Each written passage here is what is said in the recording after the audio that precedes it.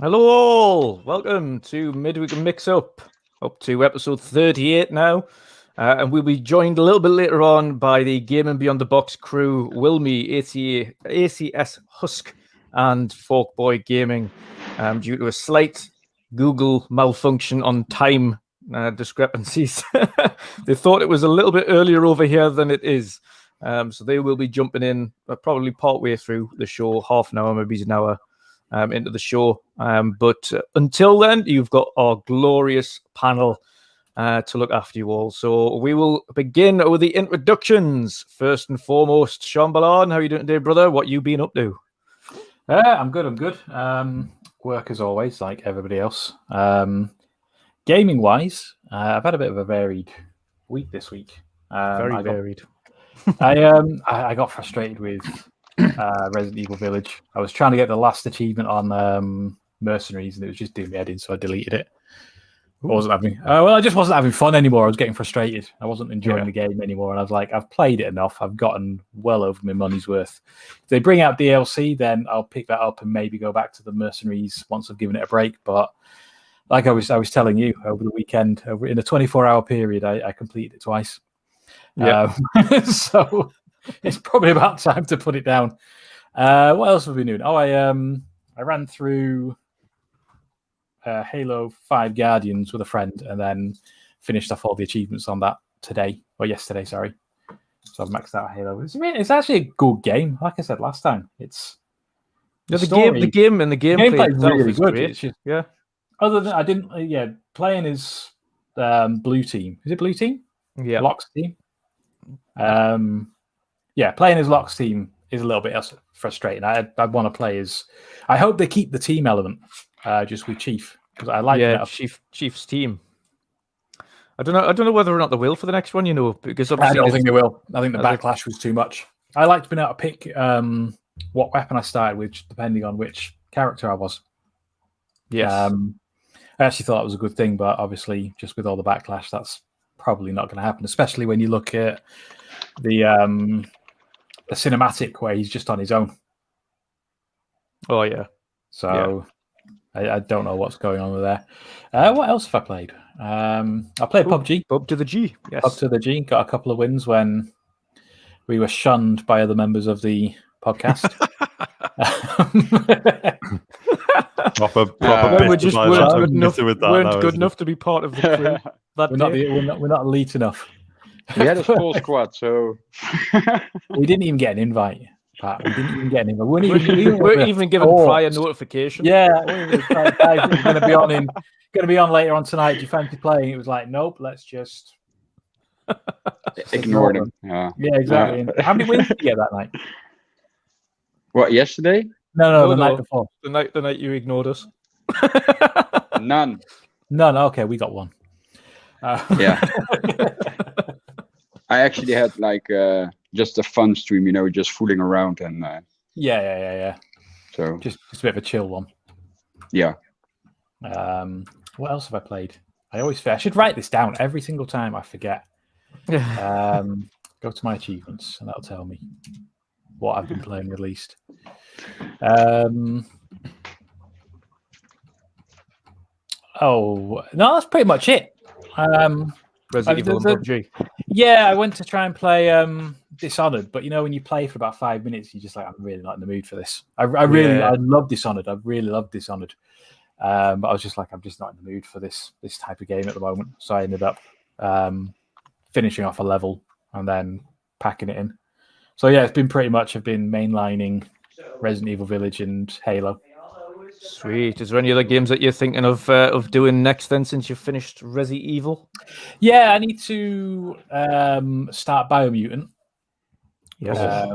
Biomutant. I was a little bit unsure about that game, and then you've seen everyone's positive posts. Yeah, well, that's the thing is, it wasn't even like everyone's positive post. It was shout out to Ains from Season Gaming. It was his review and how much he goes on about it. So you didn't believe what I said? I didn't even see what you said. Outrageous. All I've been doing is raving about how good it is on Twitter for the past week or whatever. It's all right. It's all right, Shaun. It's okay. I'll remember this time. You just reminded me I need to unmute you. That was all. It's all right. I've blocked you. So yeah, I'll probably give Biomutant a go. I kind of created my character, did the tutorial, and then put it down when it came out. And I also need to get back into Wolves of whatever, Vikings. Yes. So yeah, I quite enjoyed that. It's just quite a chilled out game. So Oh, Wilmy's in the house. so yeah, that's been Wilmy's in the house. Next up, we will go. there we go. Switch positions around a little bit. We will go through to Mr. Chris Grannell. How are you doing today, brother? What you been up to? What you been playing? I think we've got a hint of what you've been playing there. I'm good, thanks. Working as everyone else is. I'll follow Shom's lead on that one. So yeah, just cracking on with work. But yeah, when I've been playing stuff, it's Biomutants at the minute. So a mixture of Biomutants and SnowRunner. Okay. Yeah. I've got that downloaded. SnowRunner is fun. It is. It's good. It's obviously a bit snide on the achievements. It's like releasing them quite slow, but it's just one of those games which is just kind of chill to play. Then you get frustrated when you get stuck in some mud or whatever. Then you spend like 40 minutes trying to work out how to like get out of it and stuff. And then, but it does. It grabs you, which is pretty good. But Biomutant is. I love it. It's great. I love the exploration. It's a bit kind of Zelda, bit Phoenix Rising, I guess, in a way. It's just good. The exploration, like doing some of the side missions, is really fun. Whereas like a lot of reviews were saying like skip the side missions and stuff, which is a bit weird. So yeah, it's just Biomutant, loving it. I got like a radiation suit or something, probably something that Wilmy wears most of the time, a similar suit to his. Biosuit, yeah. So I can go into. There's obviously certain there's radiation. There's like you need like oxygen in certain areas and stuff like that you can't go in. So you can go on these quests to find these suits where you go in and get protection and stuff. And then you've got loads of like decent loot in there and stuff. And like the combat side of it's like really opens up quite nicely now. So. Chaining combos, defending. What kind of character did you go with? Like a weird rat thing. They're all weird rat things. Yeah, so a little bit, like a weird white and red, like rat-looking thing. But then I found like a pool of radioactive stuff, and you can like rechange like how you, not like the color of your character, but like the build and stuff. So, I went a little bit taller then. I went with the samurai guy as well. Oh yeah, sorry, yeah. So yeah, I went with like Deadeye, I think, or whatever. Oh yeah. And then I'm trying to build like katanas and all manner of Ronin goodness to make them look pretty good. So yeah, that's what I'm playing, and I implore everyone else to go and play it and ignore the haters. I was going to get it, but I thought, nah, you see where it is. I've got Mass Effect, I've got Resident Evil to play. Thanks to Forky for sending that through to us as well. I've got so many games that I really need to pick up, and then Biomutant was coming out, and I was like, no, I'm going to put my foot down. I'm not going to get it because I'm not going to be like have the time. And then everyone's jumping on it, and everyone's like, no, it's just really fun. It's a nice, easy game to play. Don't have to think too much. It's nice, good combat. And I'm like, oh, should I get it? That's awesome. I mean, I did jump on Mass Effect because I will play it at some point. So I think that like freed me up to grab Biomutant. But I'm enjoying like the photo modes and stuff as well. So I'm being cheap and getting on EA Access when it releases. That's me anyway. Awesome stuff. Next up, Archie, how are you doing today, brother? Thank you. Happy gaming. I'm doing good. Been busy. Very busy with my channel. A lot of stuff going on there. Over the weekend, I introduced channel memberships. Yeah, and only gonna get busier, isn't it? It's got next week is gonna be crazy. Yeah, you're right. Yeah, I dropped 2 videos this week already. One video just earlier this day, and yeah. So in between, I was playing a little bit of Mass Effect 3. I'm almost done with the game. I'm trying to clean up some of the side stuff, and then I already downloaded MechWarrior 5. Gonna check that out before Ratchet & Clank comes out. So yeah, that's basically what I've been playing, and I'm super excited to be on a show with Wilmy again. I haven't been. Why? Yeah. Why? Why? You know, He likes my getting very, messy. I tell you why. My very first podcast ever was with Wilmy on Boom's show. That's And right. I was super nervous. I was super nervous today, and Wilmy gave me an advice that really helped me to get into the podcast scene. And so, yeah, I'm really excited to be on a show with you again. I haven't been on a podcast in a year or so with you, so great to have you here. Well, thank you, because most people try to avoid me like the plague. For some odd reason. I think it's because he's German. He doesn't know any better. Change my channel name to COVID-19. I've had that, so I'm done with that. Me too. Trust me. Awesome Good. stuff. No, but yeah, I've been mainly playing Mass Effect 3, and Mass Effect 2, of course, before that. So I haven't been playing anything else, to be honest. Yeah. Sweet. And last but not least, for our panel, of course, it is Patchya. How are you doing today, brother? What you been up to? What you been playing? Oh, yeah, I'm actually doing pretty good after yesterday, but you know why. Yeah, what I've been playing, PUBG, of course. Been playing also a little bit of SnowRunner. I actually, like Chris also said, it's pretty satisfying. It's really relaxed. Mhm. So yeah, I'm enjoying that game. I'm also playing Man-Eater at the moment. Oh, yeah. How is that? Awesome, Pretty awesome addicted. game.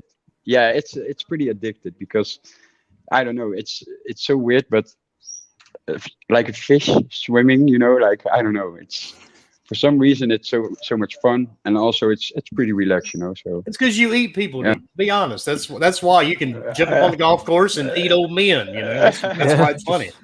yeah. Also, like, and that's also what you see that a lot of people are saying, you know, like I actually like the game because I can eat people, and yeah, Exactly. it's fun. Yeah, Because it's frowned pretty on fun. in normal society. You can't go around eating people, at least in the United States, and I'm pretty sure it's the same in the UK too. Yeah. no. Jeffrey Dahmer tried that one time. It didn't work out very well. No, it didn't. Not at all. Dear me. Yeah, man. And And obviously yeah, some, I'm looking forward PUBG. to the new update for PUBG. I've already seen some streams today on the guys that are playing on PC. So yeah, I'm looking really forward to the new patch. Definitely. We had a really good round of games last night. Of course, it was a mixture Yeah. of bot-tastic fun and and a few It's actual crazy. players. Yeah. Yeah, Thankfully, in the final circles, you do get the actual players that you have to fight. But up until that, it was just obscene. Like the fact that you were getting like about 30 kills like as a squad. yeah. But It's it's been a while that I've seen so many bots in the game. You know, if you play solo, you don't have that much, but this many with squads, it's crazy. Definitely. Yeah. And first of our guests for this evening, Mr. Wilmy Hood, the meme master himself. How are you doing Aw. today, brother? It's great to have you back on the show. Well, it's good to be back, even though we had that weird thing with the time zones. But Yep. and to add on to what Chris was saying, I've been playing the hell out of Biomutant. I've got about 80 out. I'm 80 hours in. Oh, wow. I'm Yeah. level Awesome, 40. crazy. I'm level 48 now, I think. It's awesome. And- It's just an awesome game, isn't it? Yeah, still finding stuff, dude. Everywhere I go, I mean, there's just so much stuff in that game. It just works. Mhm. The only and it's- actual complaint that I've heard about it is the fact that there isn't a lock-on for combat, but that doesn't Yeah. seem to be an issue for people either, because a lot of people are Not saying, well, really. the combat's great. I think you Oh, get I- used to it. I think the camera you get- kind of the camera does a soft lock, doesn't it, Wilmy? Yeah. As someone approaches, and then you control it yourself. I think. Yeah, and the only problem I have is the narration, but you can turn him off because he does get annoying after the first 20 minutes. But Yeah, no, I turned them down as well. other than that, man, the game it's just it kind of clicked a lot of boxes. It's just something new, something different. And after I played it, I ordered the Atomic Edition. Oh, Oh, nice. So, with the big giant statue. So, yeah, I've got way too many hours into it. that's a Way good thing, too though. many. Really good thing. Exactly. Is that something that you're going to be playing again for quite a long time yet, or is there any other games kind of you're eyeing up after this one? Oh, dude, I buy everything that comes out anyway, pretty much. The hired gun game, I bought it. Everybody was telling me the other night when it released, don't play it till it's patched. I did make the mistake of trying to play it. Oh my god, what a shit show! Is it worse than Cyberpunk? Because I've heard some bad things about it. I could actually play Cyberpunk. Yeah. This game, dude, I could barely get it to run. I mean, it just drops frames over and over. It just doesn't work, period. So I've got Ratchet and Clank coming in a couple of weeks. I mean, Yeah. it's that time of the year, so games should start dropping. Even though my business keeps getting crazier and crazier, so which means I have less game time. Yeah. But that's all that matters. Oh god, yeah. I would imagine that's another thing as well. It's coming around to the time of year where more games are dropping, but at the same time, it's also getting busier because, especially in your work. Yeah, dude, it's crazy. So, but it is what it is. I'll work until I'm in the ground. So, and honestly, with today's society, I'm glad I'm the age I am because I don't want to live another 48 years with some of these crazy fuckers I see on social media. So I'm good with it.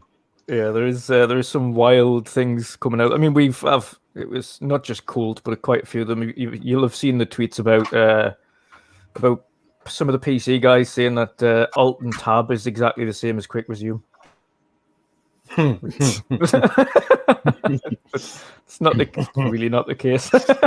No one's allowed any positivity anymore, are they? No. Well, I finally, all the guys yesterday were kind of surprised. I finally hit 90,000 blocked on Twitter.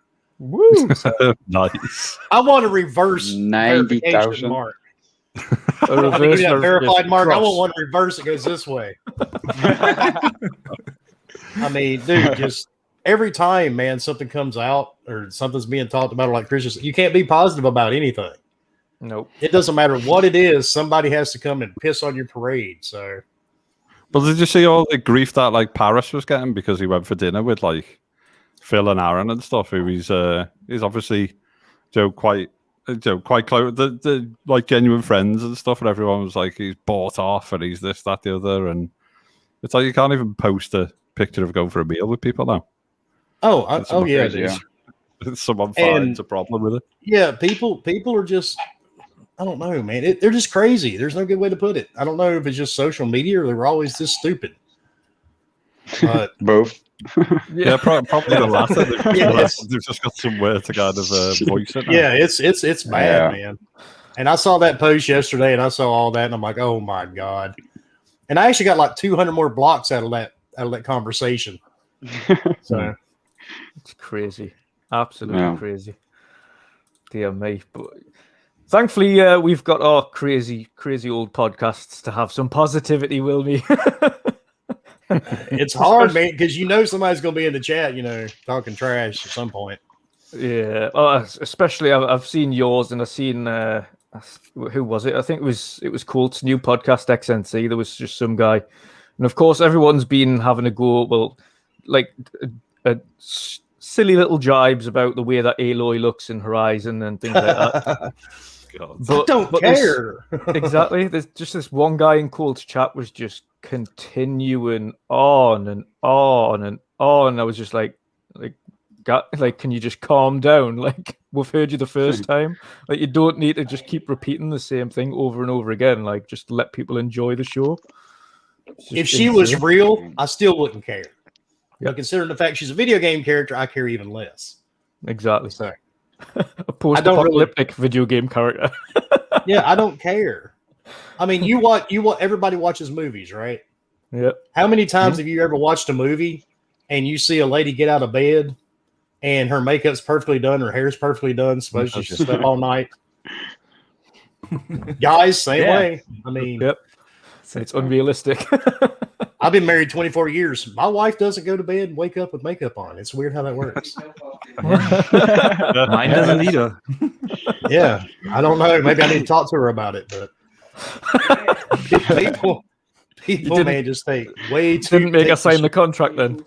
Yeah. Well, the bad part now it's half. So yeah. I said this on Double Baron Gaming with Mr. Boom stick on Monday, and we were talking about kind of the alloy stuff, and it's like if you look at it, I think Griller have just gone with like a really natural lighting effect. So like from certain angles, she's almost like the realistic, character model that she was. But because the lighting effect is more like natural, because sometimes in real life, if you look at someone head on, definition will be lost because of lighting effect and stuff, and then you look on the side, like a side view, and they've got like a chiseled jawline and whatever it is. And I think they've just got like a much more improved lighting model, and they've like taken a weird picture at like a strange angle, and they've now gone, oh, she looks different, she doesn't look like feminine, and this, that, the other. And then like people are trying to make excuses and stuff and going, perhaps she's with child in the game and stuff like that. It's like, oh my god! Some the people funny part, like thinking far too like deep into like this character model. The funny part about that, it's the post-apocalypse. You really think Homegirl's going out to the club after she kills a few robotic dinosaurs? She doesn't care. She doesn't care what she looks like at this point. She's just going out to do what she has to do to survive. She's really not caring. She's not out trying to pick up guys. I promise. Yep. Yeah, just badass. I was going to say, if she's managed to put on meat as well. Yeah. If she's managed to put on meat in a post-apocalyptic world, then great. Yeah, I mean, she's just trying to eat. She's really not caring, man. But people just take this shit way too serious. Yeah, she's like a warrior, isn't she? She has that like battle, and then she's like shaking off the, like loosening up because she's just had like a battle with this big robotic kind of like mammal thing. It's all little things like that which like the team have like captured like really well, and it's like, oh my god, no, she's overlooked by fanboys. And if you fight in any type of battle, I don't care who you are, or even the video game, you're going to have scars, you're going to have bruising. Maybe they weren't looked the part. Yep, exactly. Just mental, isn't it? It is, but and both sides are guilty of it, because we see. Well, of course, we're going to joke around about it occasionally, but like both sides are guilty of it. Like some of the extremist fanboys that just recycle stuff forever, and I think potentially some of those extremist ones from the Xbox side have kind of just took the whole Craig meme thing to heart. I've seen a lot of those popping up in the last couple of weeks too, and I'm sure you probably have. Yeah, and I blocked them too. Yep. I'm like, exactly. I don't care, dude. I don't really care if you're making memes about PlayStation. Block. I don't give a fuck. I just game. That's it. Yep. But some people, man, chase clout just really, really too hard. Oh, far too hard. And for what? Because I'm gonna ask all you guys. Do you guys get paid to be on Twitter? Nope. No, me either. I wish. I wish. I wish. It would make it a lot better. Either. Yeah, I've never gotten a check from Twitter. Matter of fact, I'm surprised Jack hasn't banned me yet. Facebook loves to. But oh god, I think the first time I was on your show, you got banned immediately. Yeah, we were within minutes. we were 10 minutes into the podcast going live on the Facebook page, and Facebook's like, nope, shut him down. But now they're good. Now they're good with us. So Facebook's actually grown. We have thousands that watch it every Wednesday night on Facebook, and I am shocked. Yeah. And they shut us down because Husk was drinking on the stream. No way. And I thought that was funny. Crazy. Yeah. That's crazy. That was literally it. With all the shit we say and do on the podcast, him drinking a beer got us taken down that night. That's what really amazed me. That's ridiculous. Absolutely insane. One of the starter topics for this evening, the main topic, is we're going into essentially have a look. Does Aloy shave her vagina? Oh, what? Sorry. I just figured I'd throw it out there. I mean, everybody else is talking about Aloy, so good question. I mean, let's start a new conversation for social media, right? Yeah, possibly. I mean, what would they use, a raptor tooth or something? Or yeah. That'd be kind of rough. You guys see Scary Movie? Yes. Yeah. You know what I'm talking about? Where they're in the yeah. Homeboy comes out with goggles, a sword. Okay, I'm done. Oh dear me, it's a possibility. We'll start that poll on Twitter. I think See we how far should. that gets. Dear me. We'll leave it to Archie to post it. Yeah, Archie, do you think you could post that? How do you think that would go down? I don't know. Even First- more creeps will come at me. So Oh god, yeah. I can He's got imagine small. you- He's got small kids. He don't want to do that. Yeah, My my kids are grown. They know that their dad's fucked up. It's okay. have you seen? Sorry to hijack the first topic, but PlayStation Blogs just got out and said the new God of War is cross-gen. Yes, yeah, cross-gen and 2022. and Gran Turismo will also be And Gran Turismo is cross-gen. also cross-gen. So basically, Doesn't everything mean- is cross-gen in Didn't believe 2022. didn't believe in generations for long then. No. About 7 months. Yeah. Yeah, man. That Sorry, revolutionary SSD will give us games like we've never seen them before. Yeah. Well, I that's the can't one say thing I'm I've shocked, though. just mentioned before as well. Like Ratchet and Clank is now the only defining next-gen game for PlayStation Yeah. from first-party studios. And that is, I think, only primarily due to the fact that they are using them portals to kind of skip around the map and things. And I think that's the only thing that the PS4 would struggle to do properly. It would probably cause a lot of frame issues, frame spikes, and drop frames if they were trying to do it.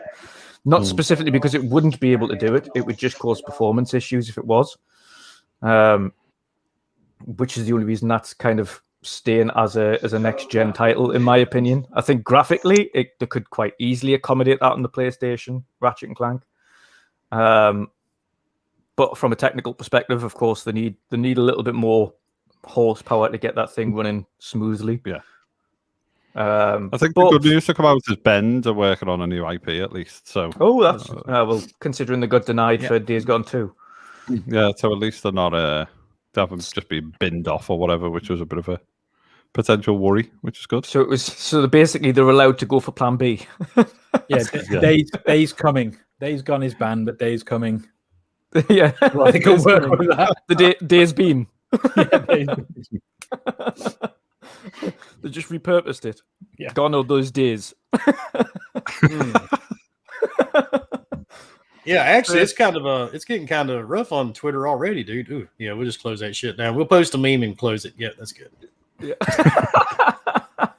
Yeah, I was going to say It's going crazy on Twitter. Shom showed that post. Showed a post in the private chat there just before from a Twitter user called Tolkato, Mike Minotti. I'm just saying, dear PlayStation fanboys, I'm letting you know ahead of time that I'll be posting something that's pretty critical, slightly critical of Sony. I would like to ask you, please don't yell at me or post a 20-page thread on Reset Error about it. I'll wear my Ridge Racer 4 shirt in case. And that's calling attention to it. You know it's going to happen. it's kind of like half joking, but not really at the same time. Yeah, exactly. He knows it's going to happen because he's going to say exactly the same as all of us, and he'll point to the fact that you mentioned GT7, God of War, and Horizon were going to be these next-gen titles, and then Horizon, God of War, and GT7 are now no longer next-gen titles; they're all cross-gen titles, which means that all you're really doing to push these games forward is add graphical enhancements to them that the other one can't do. So the likes of ray tracing, even though it'll be probably a soft paid down version of ray tracing and some maybe sharper images and slightly better frame rates. But other than that, especially GT7, you can't really push the higher frame rates unless the lower end version, because I'm guessing they're going to be cross-platform where they can play PS4 versus PS5 on GT7, because that would make no sense if that's not going to be able to happen on a racing game of all things.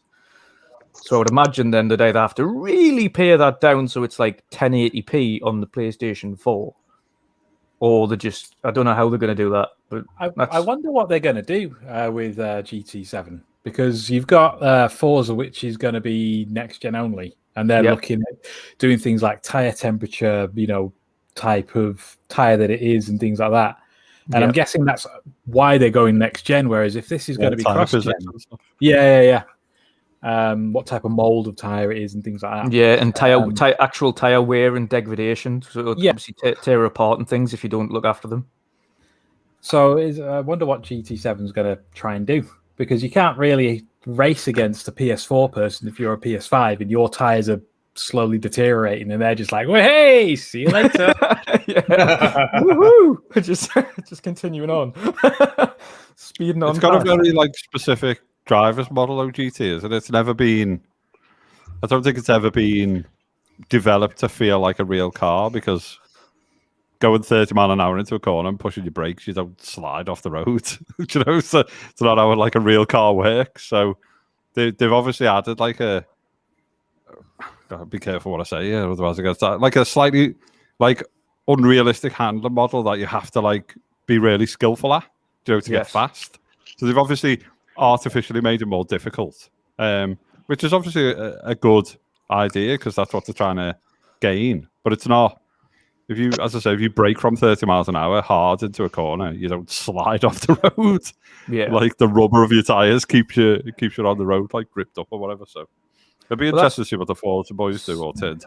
I was going to say that's always been my thing on Forza versus GT as well, as I tend to find is people always complain about the body roll in Forza and say, oh, it's not realistic, but it is if you're sliding around the corner in any normal car, because unless you're in an actual hunkered down sports car, you don't get body roll.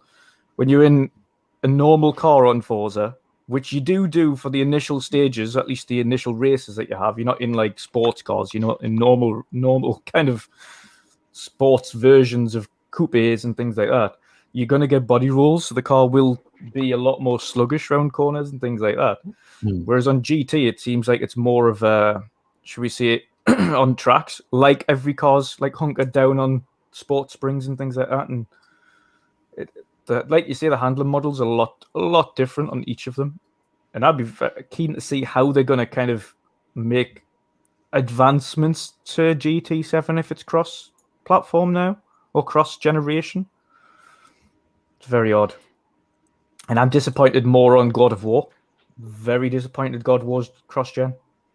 I'm sorry, dude, you're not bringing your cousin out until next year. I know. You and Bomber.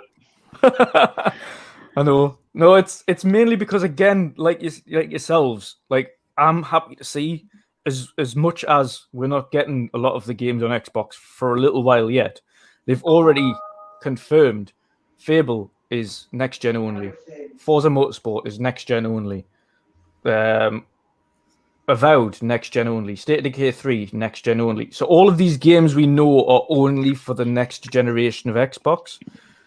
But now we're seeing these things come in on PlayStation, where they're kind of confirming the opposite. What was originally next gen only, they're just going, actually, we're just gonna make these work on previous gen, and it's right in the middle of dev cycle as well. So I don't know whether or not it was always intended to be cross gen.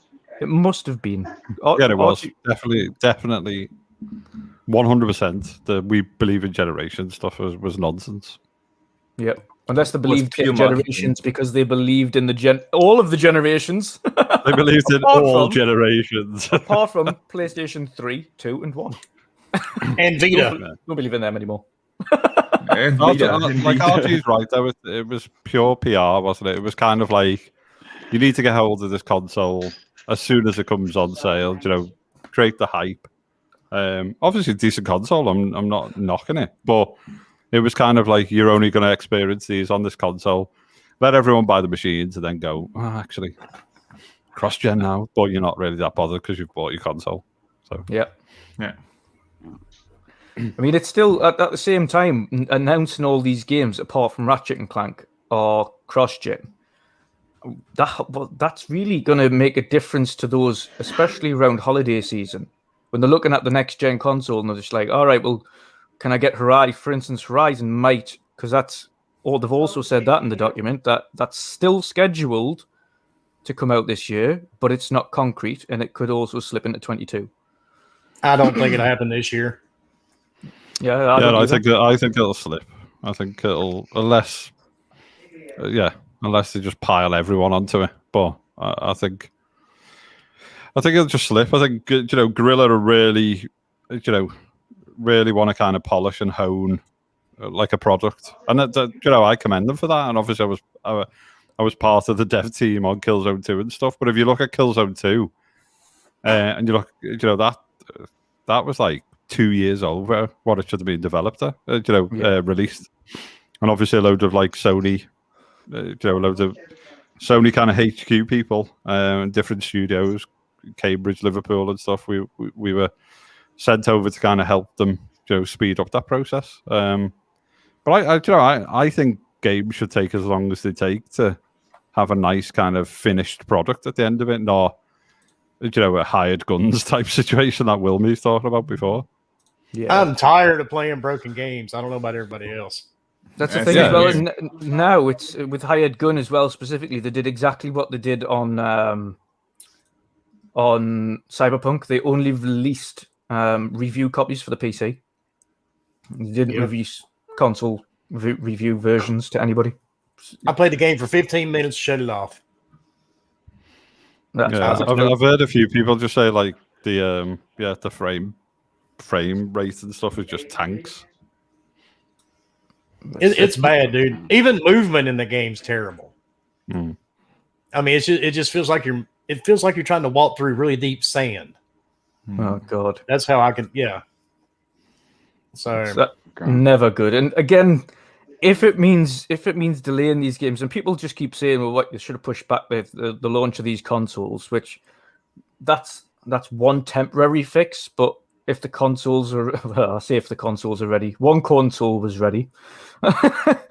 The other one had the basics ready, i.e. PlayStation, but there's quite a lot of features on that console that are still half-baked and aren't included properly, and I think we're all very aware of that. And if you want to be brutally honest, which we have to be, if we want things to improve going forward, things like the SSD port not working at launch and still not working 7 months into the generation. No, actually, what is it now? It's like 9 months into the generation or something? 8 months? Yeah. 8 months into the generation, still not have a working expanded solution. Is just and remember all the stick Xbox got for like releasing the expansion card. Yeah, well, at least it was released, wasn't it? Yeah, Joe. It's a pricey bit of technology, but it was a similar cost to what you would get as a PC for a normal SSD. Yeah. If you buy a 1 terabit SSD of those kind of speeds, and considering it connects directly to the internal specifications, you're going to be paying around $150, $200 plus for 1 terabit SSD of those specs anyway. I mean, but the problem is a lot of people aren't from the PC space, so they're not kind of sure of what these things cost. So when they're seeing the price of the SSD, the proprietary SSD when it launched for the Xbox, they're just like, whoa, God, that's a bit. And I think it's tricky for people who don't, as you say, don't fully understand it. So someone goes out and buys a Series S for $250 or whatever, and then goes, I've got to buy an SSD for the same price or whatever. But you don't have to. It's an option, and it allows people like myself and whoever to buy one if they want, and it allows people who don't want one to not buy one. And it's only going to get cheaper as the generation moves on. But at least the product and the expansion card was available. At least you have it. Yeah, that's the thing, isn't it? And the one bonus as well is a lot of people don't, and I have to remind a few people as well that have got the Xbox and that aren't within the gaming community like we are. Like, listen, you don't have to get the expansion card to play games that aren't Series X enhanced. Like, you can just store them on a normal plug-in USB hard drive. Just get a USB hard drive for all the games that aren't Series X enhanced, and they will still get quicker load speeds. They'll still get better performance. It's just a case of they aren't essential. Not essentially required to be on the SSD, the internal, or an expansion card to run. So don't worry about clogging up the space there. Just get a big storage thing for all your older games. Leave them on there. You don't need them on the internal. And any brand new stuff, then that's what the internal and the expansion card's for. Simple. And that new thing they added into the PS5 where you can transfer games in between, your internal and your external, it doesn't work. Have you tried it? I've tried it with 7 different games. I've tried it with 2 different hard drives and an SSD and a regular hard drive, and with like 4 or 5 different games, and it just doesn't work. Yeah, you're having the same problem I'm having. Then it just shuts down and tells you it can't be performed or something. Yeah, exactly. Oh. So you Luckily don't even with have my the internet. option to store externally. What I do on my Series X, I have an external USB drive as well. It's an external SSD. Yeah, I have the Samsung T7 on there. And with that, I can copy a 50 gigabyte game from my external drive to my internal in under 1 minute. It's just awesome. I have that storage out there, and it costs like half of what the expansion card costs. So I don't mind to do a little storage management on my console. I would do the same on the PlayStation, but it doesn't even allow me to store it there, and it's just a mess. Luckily, with my internet speeds, I just delete a game, and if I want to go play it again, I just re-download it. I do the same. Unfortunately, where I live, I get not more than 50 Mbit. So We were talking about this before the show. Yeah, sadly, Archie is on slow internet. Like you guys, internet speed shaming. Well, I know Doug's connected to the coffee shop down the street, but Yeah. I was a few weeks back. That's why we had all those issues. Just next doors. I was just using next doors internet. That's why it was so bad. I've never owned an expansion. Never. So and that's what I'm saying. A lot of people as well literally only install what they play and then uninstall it and get rid of it. Whereas, I mean, Some of usually, us how just many go games wild. do you have on rotation? Usually, I have like 2 or 3 games that I play on each console in rotation, and everything else is just there, sitting there. Yeah. So I think I got like 12 games downloaded, and the rest is all in my library. That's it. Yeah. So you can just install them as and when you want them. Yeah. So I've got a load of like two USB expansion drives, and all the older games are on that. So obviously that's the only reason, and all the ones that I'm playing mainly, so all the ones that I actually play are on the internal. So things like your PUBG and things that benefit from quicker response times or things like that on the internal, that's on there. Forza Horizon, anything that's been enhanced, I'll have on there. So I see a lot of multiplayer stuff because obviously I play a lot of multiplayer games with you lot. But then I've got a couple of games on rotation. And if I want to play, like if I don't want to play some of the bigger games, then they'll go onto the externals, and then I just transfer them back because it's quicker to do that than it is to install them again. So I just because it only takes like 5-10 minutes for a big game to transfer onto a USB drive. Than it would be to install it again. Installing a game like that can take maybe half an hour, 40 minutes, and I've got a 500 meg connection. So it's just time. It's again, most of the time I've got in quick resume, I've maybe got 3-4 titles that I've got kind of in rotation maximum, and then I've got a couple of multiplayer ones that I play, but that's about it. But it shouldn't be. At this point of the generation, we shouldn't be having the same conversations about why we still can't do the basic stuff on a console that was released 8 months ago. Like, why can't you just transfer things from one to another? Why can't you have an expansion? Why is there no variable refresh rate? Why is there no 2K support for monitors? These are the very basic features that can just be implemented. Like 2K support is so basic. I don't understand why that isn't there. Has anyone got any kind of ideas as to why the option for playing 1440p on PlayStation 5 isn't there yet? I think it's not that easy for them because they have the way I understood it is that they designed their dashboard for full native 4K output resolution. And when you want to scale that down, you have to redesign the entire user interface, sizes of icons, the rendering buffer, and so on. There are a lot of things going into that. And I think it might take a little bit more work than we think to implement that if you haven't planned from the very beginning to do it. Yeah, so it's probably a major redesign in the UI. To be honest, that just reeks of the same thing with how you're not really able to change your gamer tag on PlayStation. Just a complete lack of foresight for what people might want in the future. Yeah, because obviously changing, as far as I'm aware, I was told when I looked into it previously, if you change your gamer tag, or at least you change your username on PlayStation, then you potentially run the risk of losing the rights to the games that you've purchased. Yeah, is that right? Which is ridiculous.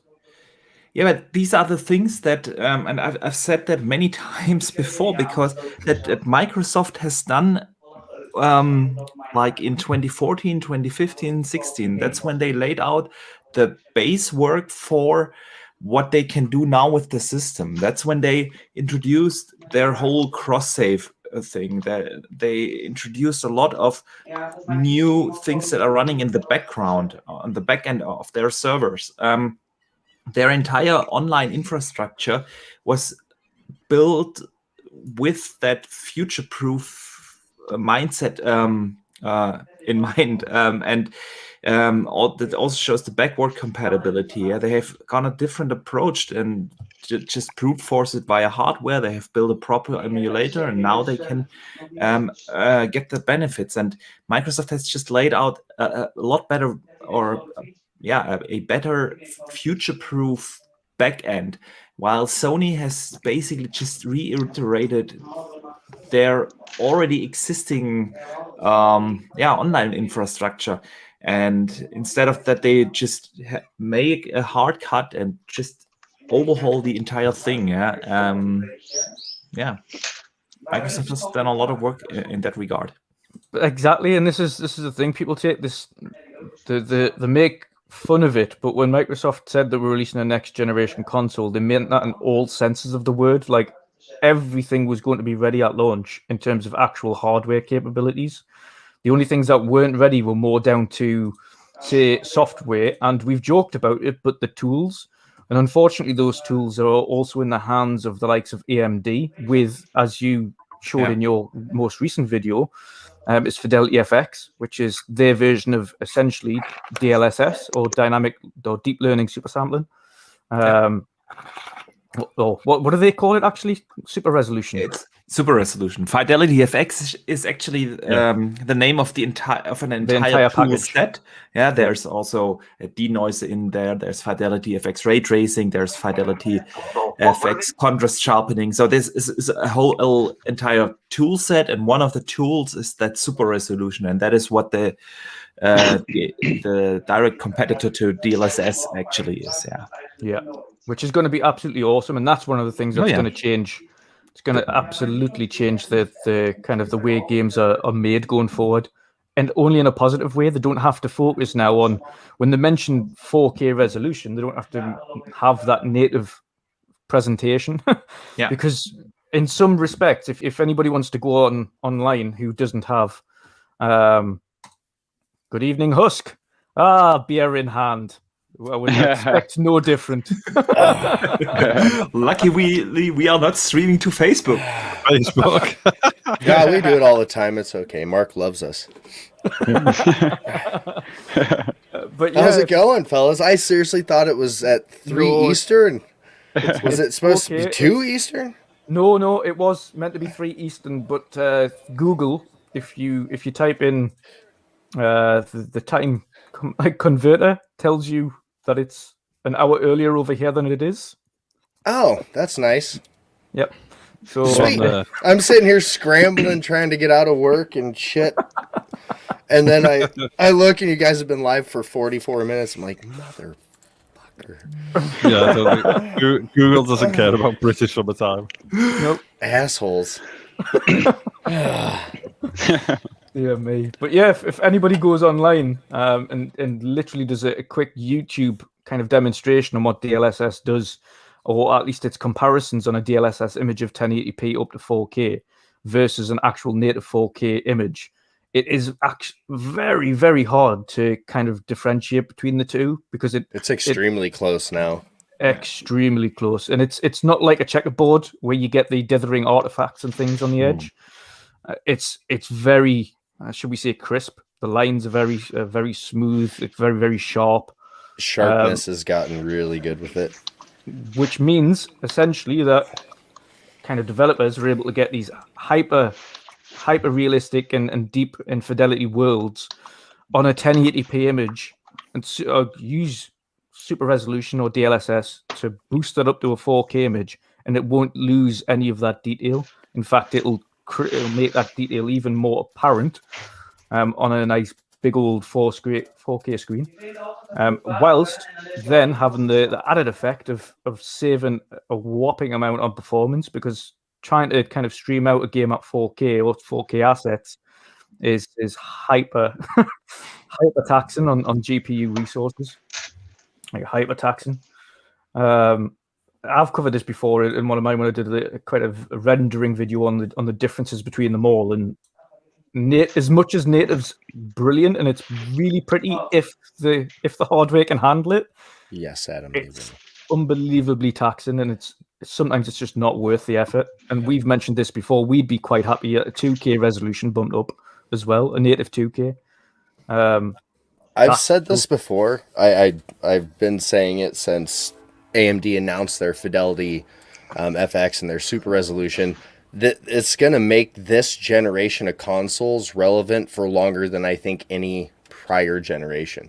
Because even when their hardware can't keep up, this is going to be something that's become so utilized over the years and significantly better over time that your Series X or your 1S is going to hang in there for the next 20 fucking years.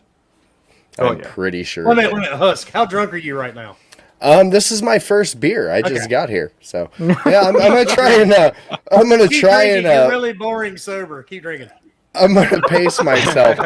We have our show in a few hours, so that's what I'm saying. Keep drinking, dude. You're boring when you're sober. I'll get to our show and I won't make any sense.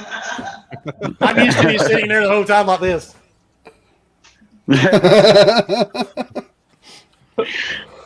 Oh dear me! But I'm super excited for it.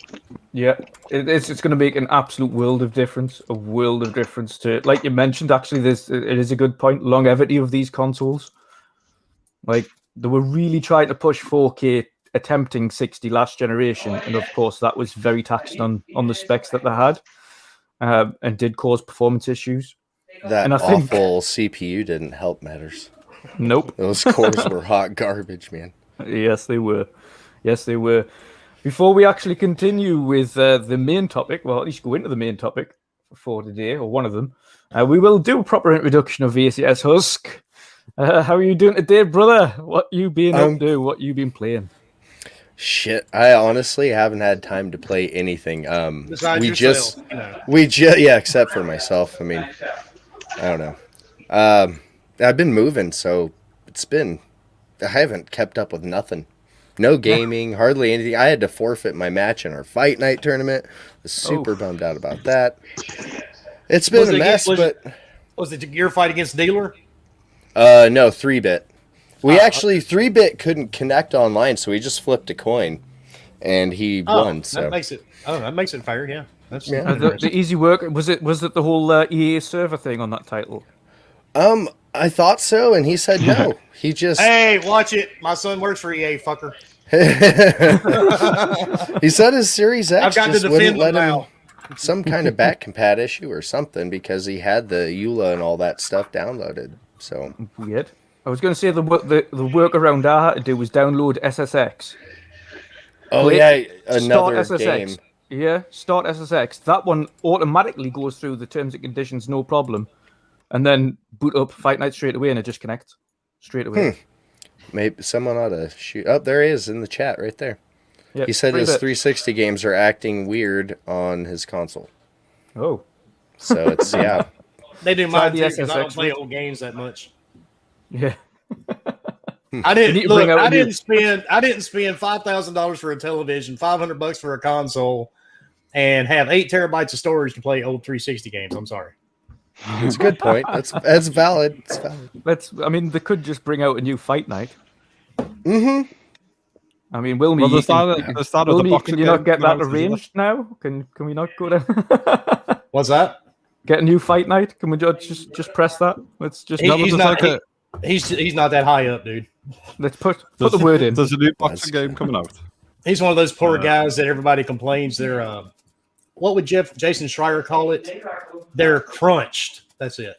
Oh, okay, right. Yeah, he's not management. He just helps create the worlds. So Still very awesome. Obviously, I remember you showing his earlier work on Twitter, either last year or the year before. It was good to see. It's great to see someone getting into game development. It is not an easy place to start getting into these days. Of course, oh God, no. They're always looking for people, but they're always looking for people with experience. And that's the crazy thing. And I'm here to tell you, man, I know how much it costs for him to go to college at Full Sail University. Yeah, he's got fucking experience. He experiences his way right through 120 grand to get through college. Yeah, I went to the same place. That's crazy. I didn't know he graduated from there. Yeah, that's Or where he maybe I graduated forgot. from. That's where I got my bachelor's that I'm not using. Which Well, is he's got a master's degree. oof. Yeah, no So wonder he it went- costs 120 grand. Yeah, he went 4 years. So Wow. yeah, and they come out of there. They should be considered having an experience when they come out. When you pay that kind of money. Yeah, I think the problem is when the CVs land in, because it happened in Sony. Like you get a big stack of CVs, then you get people with like, industry experience, as they used to say, and they wouldn't give any like newcomers a chance. So you just had no chance whatsoever. It's like really kind of unfair. But that's not a dig at Sony. Like a lot of developers are like that. There's a They lot just of them go- that way. But Yeah, the they initiative just was like go- that. They wanted X amount of experience to even consider applying for the initiative. Yeah, Well, because his- they want. There's so much like pressure. They want like people to just hit the ground running, and Yeah. obviously I've seen like a lot of graduates and stuff like that. Are really kind of skillful and can hit the ground running. But it's the kind of the crap that goes on in the workplace. There's always like cliques. There's always all of this other stuff that goes on, and I think it's just like people who've been there are kind of can just hit the ground running and deal with that kind of shit that goes on, and it's like they just want someone like that, and it's unfair on people who've like worked their asses off to get to where they are and stuff, and there's talent coming out and it's missing out. One of the bonus I think about these days specifically, and obviously Wilmy will know because you'll see his son kind of using it, is the tools that are available now for people to actually practice on and use in their own time to develop things prior to these going in for jobs now are much more prevalent than they ever used to be. And back then it would have been an absolute nightmare to prove what you could do. Now you can go out, you can download Unreal Engine on or Unity or whatever platform you want to develop on, and then just go for it in your own time. And actually, that's what a lot of employers want you to do now. They want you to send in something you create. Yeah. So Portfolio pieces and stuff. I do a couple of like art. I've got like a good friend who's a 3D like vehicle artist, and he basically just learned kind of made himself, built up a portfolio, just started picking certain cars and stuff, and that's how he went from like QA to the development team on F1 at Sony, and then he's worked at like Playground on Horizon and so on and so forth. But he literally just like night and day was just building his portfolio, just learning how to use the how to use the kind of apps and how to use software, and then just had a portfolio of cars, F1 cars, road cars, GT cars, you name it, sent it out everywhere. And they were just like, right, how long does it take you to build that model? It takes me X hours. And they were like, right, yeah, do you want to freelance or do you want to work and stuff like that? You've just got to do that stuff yourself, as Wilmy's saying. They just want to see a level designed, or it doesn't even have to be like a finished level, but just competency to go, you've built this kind of like cool environment or a section of environment, or you can use the tools or this, that, the other. Yeah, that's what people want to see. But at least, as you say, the tools are available for people to like pick up and stuff. But I've never been like an advocate of these like CVs for like game development, and then at the top it's like you must have like a English degree, and it's kind of like you don't need an English degree to like build 3D models and levels and stuff. I'm You sorry. already speak English, right? It's just ridiculous. You need to be, as long as you're fluent in some kind of coding language. Well, his first job was with Boss Key, if you guys remember who that is. Oh God, yeah. Oh yeah. So, and then of course when he shut down, everybody got taken over to Epic, and Epic is probably one of the worst places to work. He hated working at Epic. I was gonna say he told you that too himself, didn't he? Yeah, he was not a fan. And Epic is actually near me. It's only like 90 miles away from where I'm sitting. And of course, EA is in Florida. So he despised working at Epic. Any particular reason? Was it just the some of the people? And I'd actually met a couple, and one dude was just a dick. There's no good way to put it, man. Oh my God. I ran into him at a convention, and the dude was an ass. I mean, yeah. Was it more of an egotistic thing, just thinking he was above everyone? I think so. Yeah. Yeah, You get those people. Yeah. Yeah. I'd shame at my work. So. Yeah, he wasn't very happy working there, so he applied for Bungie, and he thought he was going to get on at Bungie, but then it just kind of stopped. Didn't hear back. Well, he couldn't wait any longer. He's like, Dad, I got to eat. I got bills to pay. So EA offered. I think I'm going to have to take this one. So, but fair enough. I think they're trying. I was going to say, I think they're trying to kind of renew their internal workings anyway. EA, I think they've had enough. They've been dragged through the courts and things that many times over the last couple of years, where about kind of the way some of their practices are and how they're developing games, etc. That I think they even realized from the release of Star Wars, Fallen, not Jedi, the Jedi one. Forgotten the name of it now. Loved it as well. Jedi Fallen Order. Yes. That because that did so well as a single player game and they didn't expect it to, they were like, suppose we do have to release them now, because they infamously come out and said that single player games were dead. Yeah. Dear me. Main topic for tonight, though, at least the first main topic, was discussing, because we have discussed several times now what we expect to see from the likes of Microsoft, but we haven't discussed what we are expecting to see from other publishers such as Square Enix, Nintendo, Capcom, etc. So I will start with the topic's original think tank, and that is Archie. What do you expect to see from those other major publishers? Oh, well, where to start there? Let's start with Nintendo. They announced their thing today. It's going to be 40 minutes. They said they will announce only games during that showcase. So, yeah, what am I hoping? To be honest, I hope they bring back some of their original IPs. I want to see Metroid. That has been announced, 4 years ago or so? 4 years ago. I'd love to see a new Zelda game. Can be Breath of the Wild, can be a remake of Link to the Past or something like that. Because let's face it, over the last 2 years, they haven't really released a game that spoke to me, to be honest. I'm not a big Animal Crossing fan, and those kind of games, those aren't for me. So, I want to... Okay, there was the Mario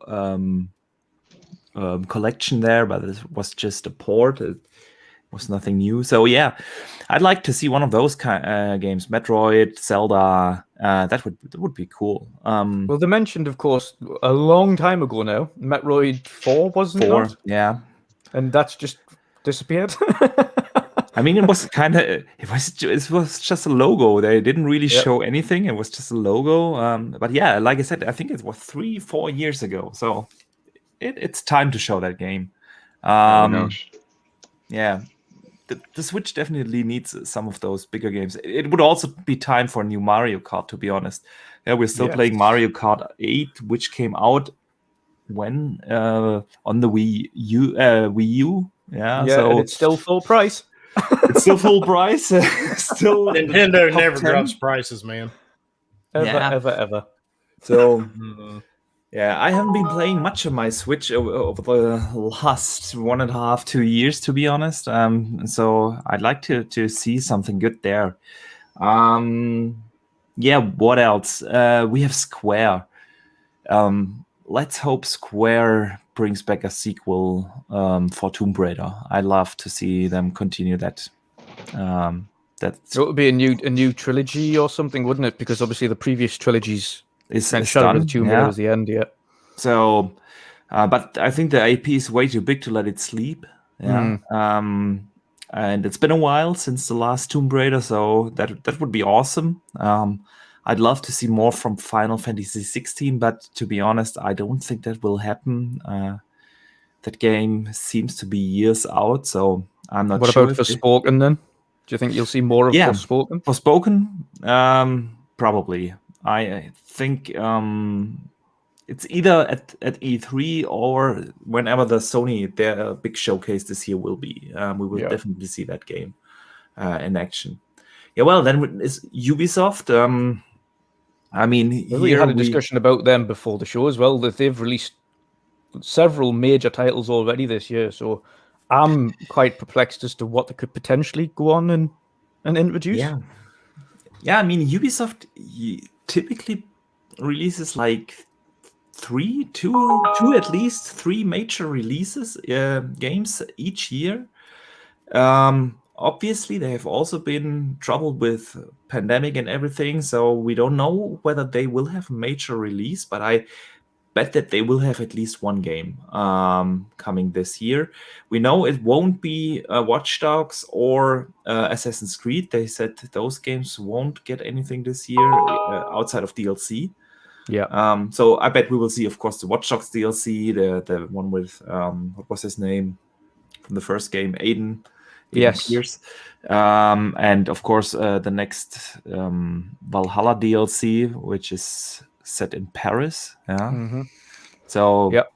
And they'll probably have a guest appearance from Sam Fisher in one of those two, right? Yeah, because we're not going to get a new Splinter Cell game. That's for sure. Sam Fisher in Smash Brothers or something like that. Yeah, he's a guest in every goddamn game now. What about then his own game? Yeah, he doesn't get his own. Yeah. What about a new Ghost Recon or a new Rainbow Six then? Because they're both. I don't think so. I think they're already making a new Rainbow Six. Yeah, but I don't think we will see that yet. Just yet. Yeah, and they're still supporting the crap out of the it's way too successful. That game for a while now.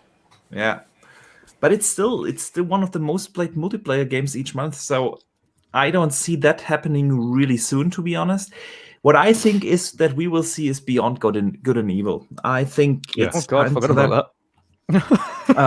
Yeah, I think most people have. It just disappeared for good reason. I mean, it was 2018 when they showed that teaser, and back then they talked about that game being super revolutionary, using new mechanics that we have never seen before, and it kind of reminded me of that marketing talk, that PR talk that Sony used last year when they spoke about they believe in next generations, and Ubisoft used similar phrasing when they talked about Beyond Good and Evil. So I'd love to see that game. I could imagine that this is really a game that takes advantage from things like the SSD and so on, because I think they had something in mind like that when they started. It was a bit No Man's Sky, wasn't it, where you could like planet hop and stuff, and seamless travel down through the atmosphere into like big or Star Citizen cities and stuff. Yeah, exactly. Or Star Citizen on the PC, also a game you can only play with an SSD because it actually was built from the very beginning with that in mind. So I could see that happening. I don't think we see Skull and Bones. I think that game just disappeared from the face of the earth. And they're supposed to be reworking it, aren't they? Yeah, I think they did announce that it was officially delayed. Yeah, that they restarted the development, but that was like, 2 months ago or something like that? Yeah, that's what I thought too. Yeah, so I don't think... Yeah.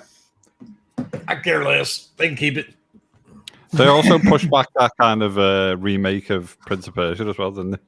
Yes. Oh, They said the right. quality- Rightfully, they said the about that. quality was rightfully like- so, because That that looked game awful. just. Yeah, the quality. They said the quality wasn't up to scratch. Yeah.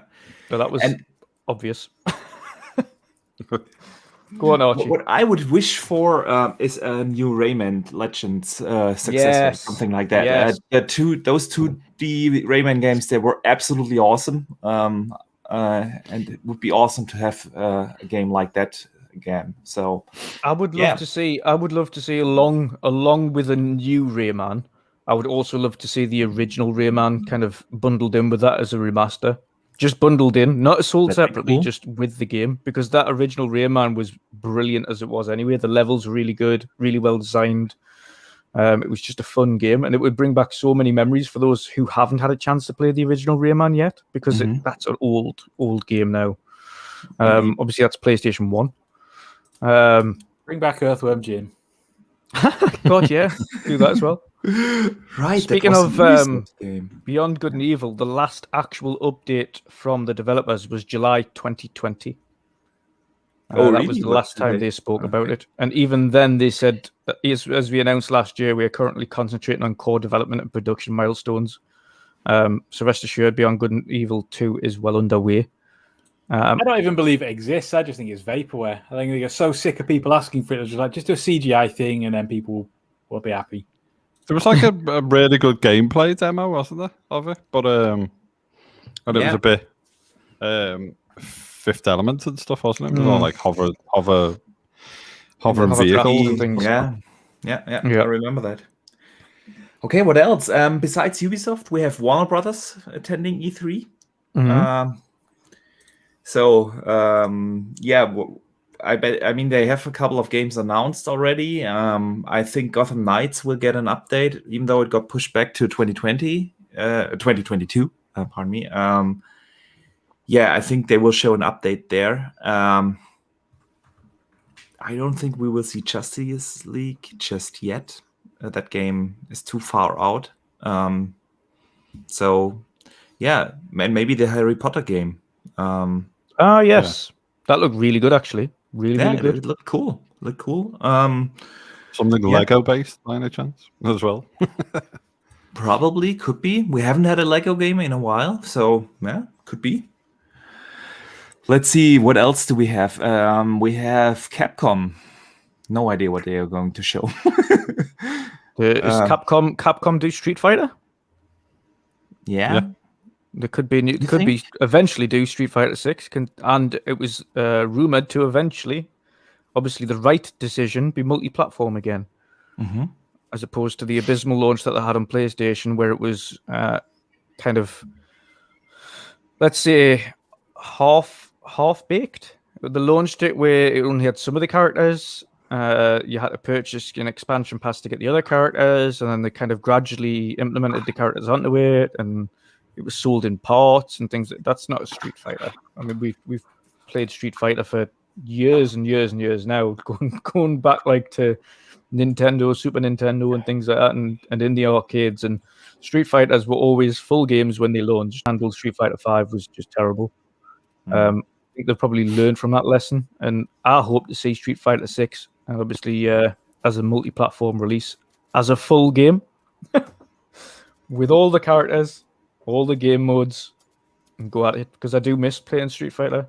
And I haven't used played to a Street Fighter in a long time. Street Fighter 4 Arcade Edition on Xbox One or 360. The OG? I think it was the OG Xbox. Yeah. So that's long enough. It's like, what's that? Indeed. It's like 8 years. Yeah. Yeah, me. Yeah. But yeah, what Okay. else from Capcom? What else? What else? I have no idea. I'm looking at the list of showcases that will be there here on the official E3 page right now. I see Bandai and Namco in there. Come on, if they have a showcase, they are listed here under showcase. Let's see Elden Ring. I want to see Elden Ring. Yeah, I think we There all was something want to see a on, little bit more of on that now. Twitter, wasn't there, before, saying 8 days or whatever? What, for Elden Elden Ring. Ring? Yeah, there was a little secret. It was like an anagram saying, like, whatever. have a good day, blah blah blah. Can you see it? And it basically the first letter said 8 days. Okay. Literally I like have seen less that. than an hour ago. Yeah. I mean, we have a lot of rumors about Elden Ring out there. Yeah, like one insider has heard it's gonna be shown next year. The other says it's gonna be later this year. The other one says it will be at E3. So yeah, I don't know what to trust, which insider to trust anymore, to be honest, right now. And I mean, the game has been announced also like 2019. It's been a while at least. So yeah, why not show it? If you have a showcase at E3 as Bandai and Namco, then you kind of gotta show it, right? Yeah. Then 100%.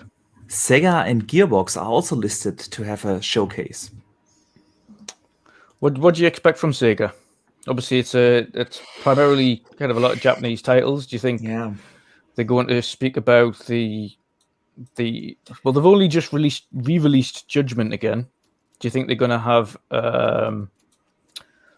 because they've mentioned the next Yakuza and Judgment, well, at least the next Yakuza will stay as a JRPG turn-based because that worked for the most recent title. And obviously Judgment will remain on the kind of combat, should we say, the actual combat cycle where it's more kind of punch, kick, fight. Like the previous Yakuzas were. So do you think they're going to go down and potentially announce kind of future development for Yakuza / Judgment games, or do you think they're going to announce more new things? Good question. I'm absolutely the wrong guy to talk about Yakuza. I don't like those games. They are not for me. Have you played Like a Dragon? Like an hour? Maybe 1.5 hours. Is it too slow? I like to play games. I don't like to watch movies. Yes. These expensive. I like to watch movies, but when I want to watch a movie, I don't start up a game. You don't want a controller in your hand. Yeah, exactly. It's just not my type of game. That's probably also why I never liked the Hideo Kojima games. They are not for me. I don't want to have a cutscene like 25 minutes long. It's not my type of game.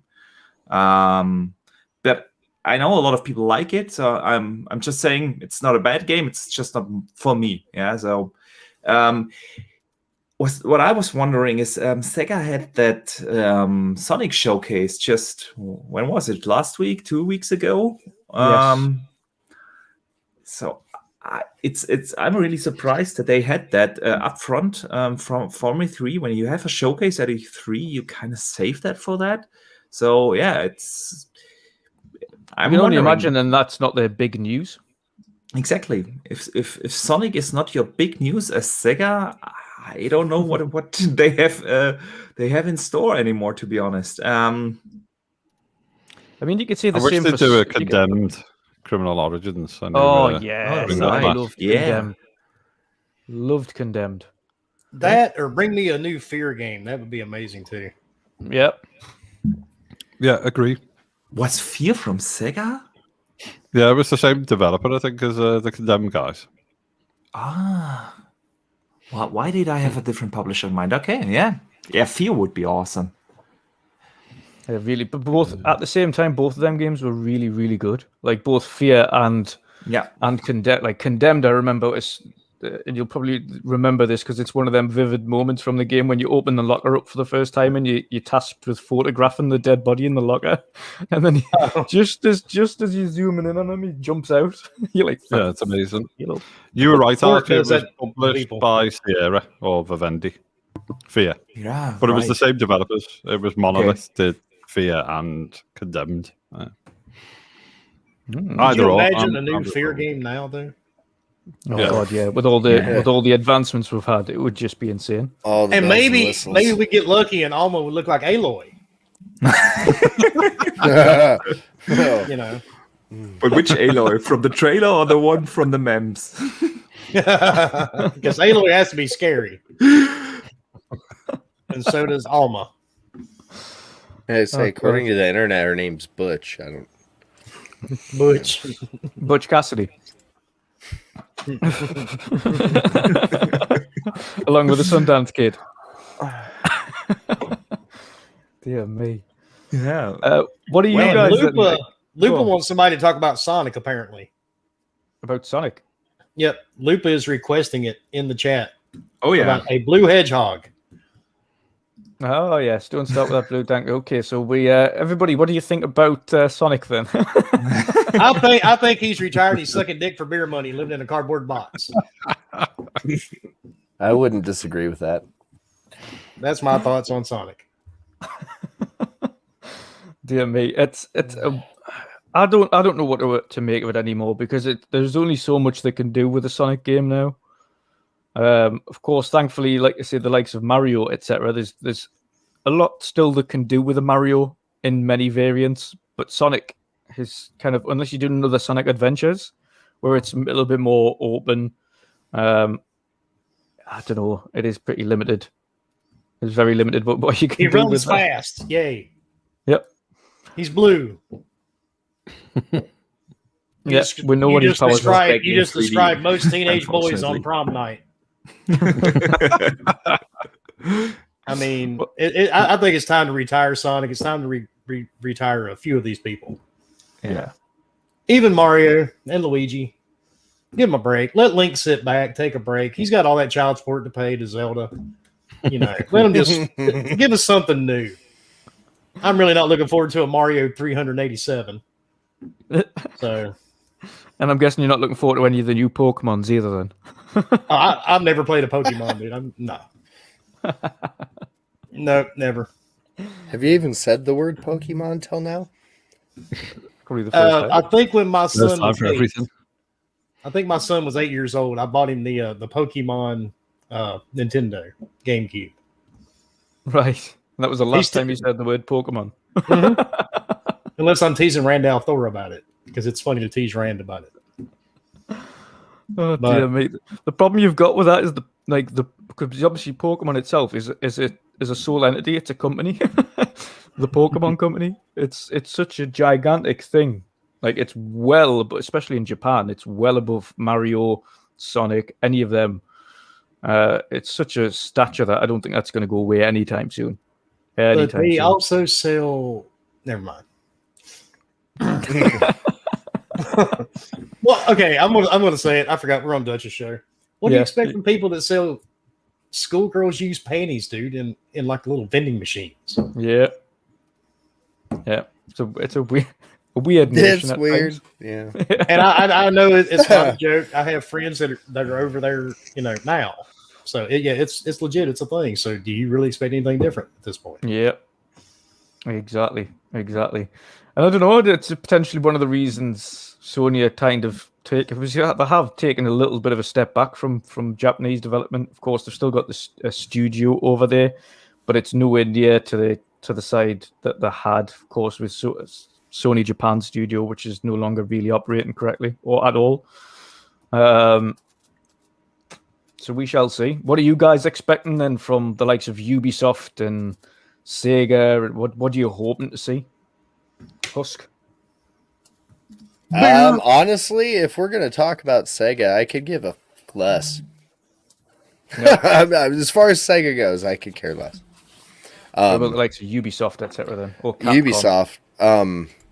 Like you said earlier, Street Fighter would be cool. I haven't been able to get into a Street Fighter game for goddamn ages. But Ubisoft, I mean, I would love to see, another guest appearance by old Sam Fisher.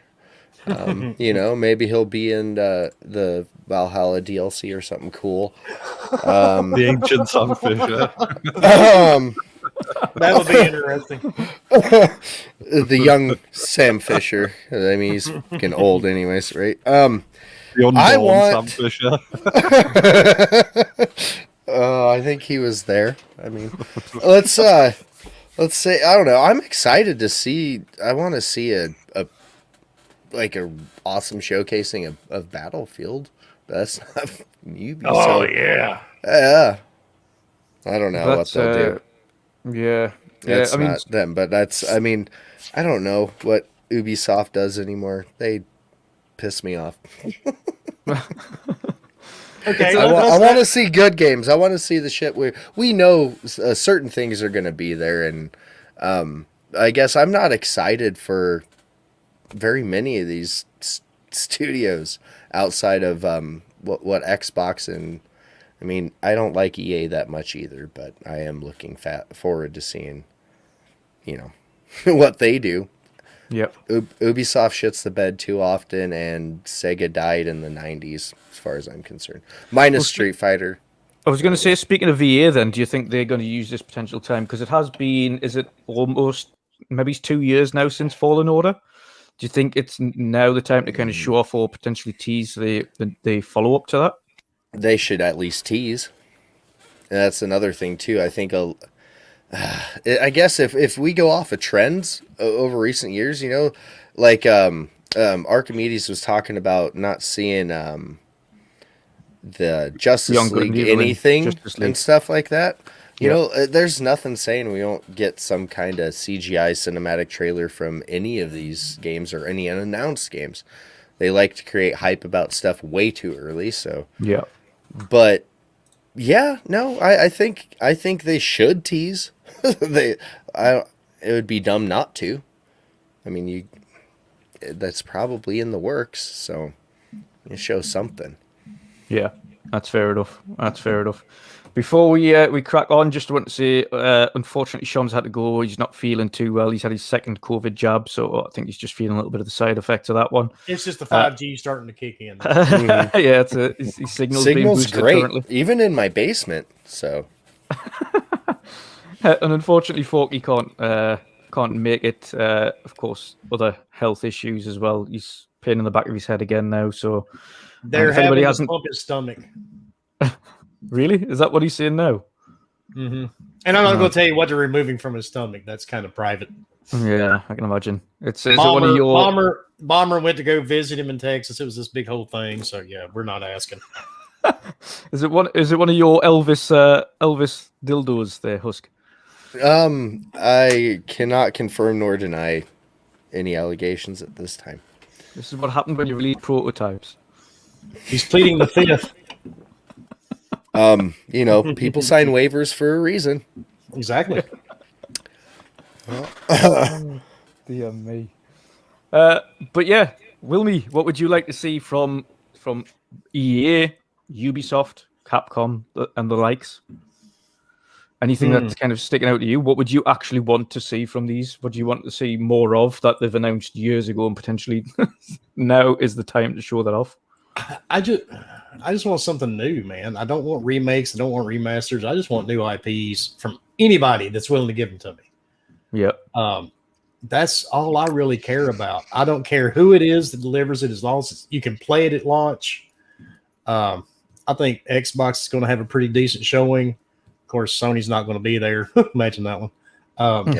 They'll try and piss poor rebuttal in a week after it's I don't really care much for Nintendo. My Switch hasn't been turned on in I can't remember when.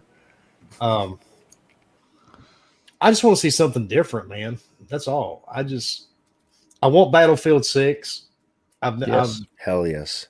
I really want Battlefield 6 news. I want to see that game. Duty, please. I think Embark Studios are working on something tasty. Oh, that'd be good. 100%. 100%.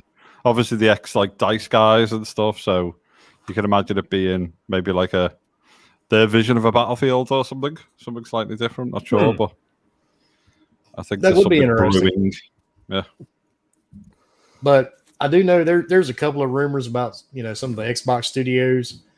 I'm not going to talk about it because it is rumors, and you know how that works. You never know. I want to see Avowed. I want to see some detail. Yes. There's talk of a new vampire type game. Yes. Project Omen from Arcane. Omen, yeah. Yep. That would big fan of Arcane. Oh yeah, that would be amazing. But I just want something new, man. I'm really kind of tired of the same cookie cutter approach to games, and that's on both of these systems. It's all cookie cutter. It's the same type. They're playing safe. It's the same type of games over and over and over in different packaging with different names. Yeah, that's why I'm 80 hours into Biomutant. because it's different. Yeah, and I really didn't even plan on buying Biomutant until I saw them come down on that guy on Twitter last week. Yeah. That's what made me decide Really to buy hot. their game. Yeah. To be fair, a lot of people would do. A lot of people that convinced a lot of people to get it and support it because they were just like, "Yep, the devs don't deserve that rubbish from that person." Exactly. That's why I bought it. Now I'm glad I did. But that's all I want, dude. I want something new. I want something to give me a reason to walk away from PC gaming, or at least not do it as much. Yeah. Yeah, I'm having a hard time even. So I don't have a new console, either one of the next gen consoles, but I've been finding myself playing more and more on PC, and the more games from, Xbox studios that come to PC, I'm very, very much leaning into PC because, my One X, it's great, but it's not my PC. Yeah. Well, that's the thing as well. Like the strategies from both companies are very, very different. So Xbox are very much a case of we don't care. Like, buy a Series X if you want to buy a Series X or play on PC. They're coming to both anyway. You're going to get a great experience on both anyway. Well, so Play where you enjoy. wanna play. Well, that's the thing with PlayStation- Microsoft, though, too. Microsoft, if you put the two of them together, Microsoft and Sony, they have two different philosophies. Yeah. Sony lives in the now, basically. Microsoft always plans 10 years ahead of themselves or further. They're really not worried about selling you the console. They could really care less, although they did say they will continue to make consoles for people that prefer them. Just for the but- people that want them. That's it. Yeah. But they always, and sometimes it comes back to bite them in the ass, like with the Kinect. Sometimes they're a little too far ahead of themselves and other people just don't quite catch on yet. And, I that's actually just, miss my Kinect a little bit. I was going to say even then, the Kinect had a completely alternate effect on other aspects. Like, as much as it's not being used for gaming, Kinect's now being used for many, many other things. they're using it in airports, hospitals. I've seen people use it on TV shows looking for fucking Bigfoot. I thought that was funny. With all the little green dots. Yeah, dude. And ghosts. sometimes they think a little too far ahead and it gets them in trouble because some people don't realize their vision. But Shit, if you had your Kinect right now, you could plug it into your computer. Literally, I think you have to get an adapter, but you plug it in your computer, and there is software you can download to develop whatever the fuck you want on it to do whatever. I still have a Kinect. Motion tracking, all that stuff. You could tinker with it if you had the patience. It's still a really unbelievably good webcam. Yeah, I tried that out, and I couldn't ever get it working. But it was also half fried because it got. Well, let me shit guess, spilled on beer got poured on it, right? Actually, a friend spilled his beer on it. No, it wasn't even my beer. Doesn't even matter whose beer it was. It was beer, though. Yes, Some beer. it was beer. But yeah, I just want to see something new, man. I want something to get me excited. Yeah, I mentioned this in our kind of group chat before as well. I was saying kind of one of the topics I wanted to cover was when are we going to just say enough is enough for remasters and focus on new IPs? Of course, Xbox have went down the right route, I think, potentially, of going down. What we're going to do is give these free boosts to older IPs. We're not going to remaster them now. What we're going to say is, right, okay, here's an FPS boost to 60 frames. It's going to be automatically upscaled to 4K if it can handle it, and it's going to go 60 to 100. Obviously, it's going to have auto HDR. There you go. The game looks and runs better than it ever did before. Mm-hmm. Enjoy it. Good. Not waste development time and resources on remastering titles from years ago, and then Unless repackage it's them and something resell awesome them. like Resident Evil. But that was a That was a remake. It was a complete remake. Yeah. It's a remake. Yeah, but at the same time, like that's like you said, there's no point in taking an ancient game and redoing all these textures for the same goddamn experience when you could do like what Resident Evil did and you remake it. Yeah, exactly. Yeah. It's it is a waste of time and resources.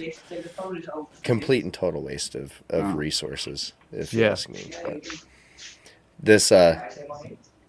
this boost with FPS and resolution on old games, that's the answer, if you ask me. And you don't have to remaster shit. Yeah, just leave the devs to crack on with new stuff and let the tech geniuses boost your old games for you. Yeah. Like I say, I can understand like some very few, but some titles that wouldn't benefit from a simple FPS boost and things like that because it's just that old, and then go down a remake route, like you mentioned, kind of things like your medieval on PS1 and things like that just wouldn't hold up. I feel like a game has to have solidified itself to justify it too. It's got to be something that has like a Halo or a Mass Effect or something, something that deserves the treatment, that's kind of earned it, like that's, I don't know, games that mean that much to a community, like Fear makes would. sense. Fear, that would be another one. That one actually, yes. Yeah, 100%. And that I think that's the route Xbox are going down. That's probably a lot better than the likes of Sony, who want to just remaster or remake things and resell them again and again and again. And again, they've mentioned, and as it's been told, they've already mentioned, even though potential rumor, but it was based off of someone directly from Sony, saying that they're exploring the route of doing a Last of Us remaster remake. Like, like why that game in itself doesn't need to be out again. It's not been out long enough. The remaster of the remake of the remaster of the remake. Yeah, no joke. Just like goes on forever. They're gonna have Last of Us and end up at the top corner. It's gonna be like a number 7, above Version 7, yeah.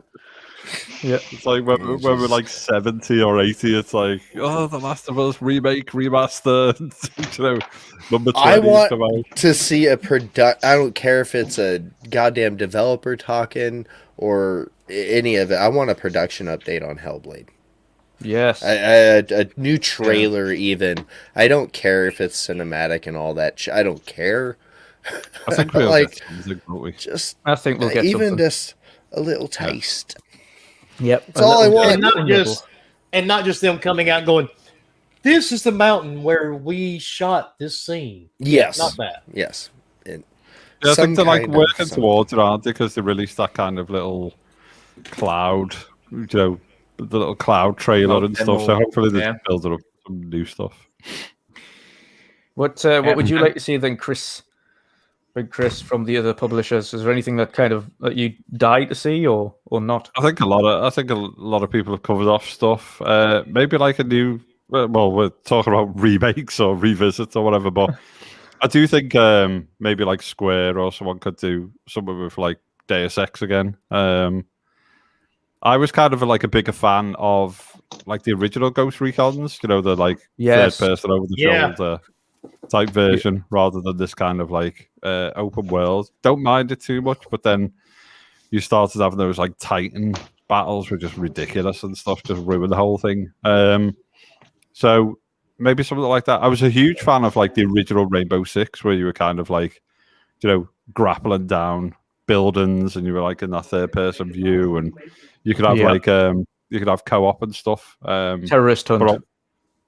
Yeah, all that stuff was like awesome. But I think I'm the same. I want to see some new stuff. I'd love to see. I mentioned it before. I'd love to see like some Monolith do something different.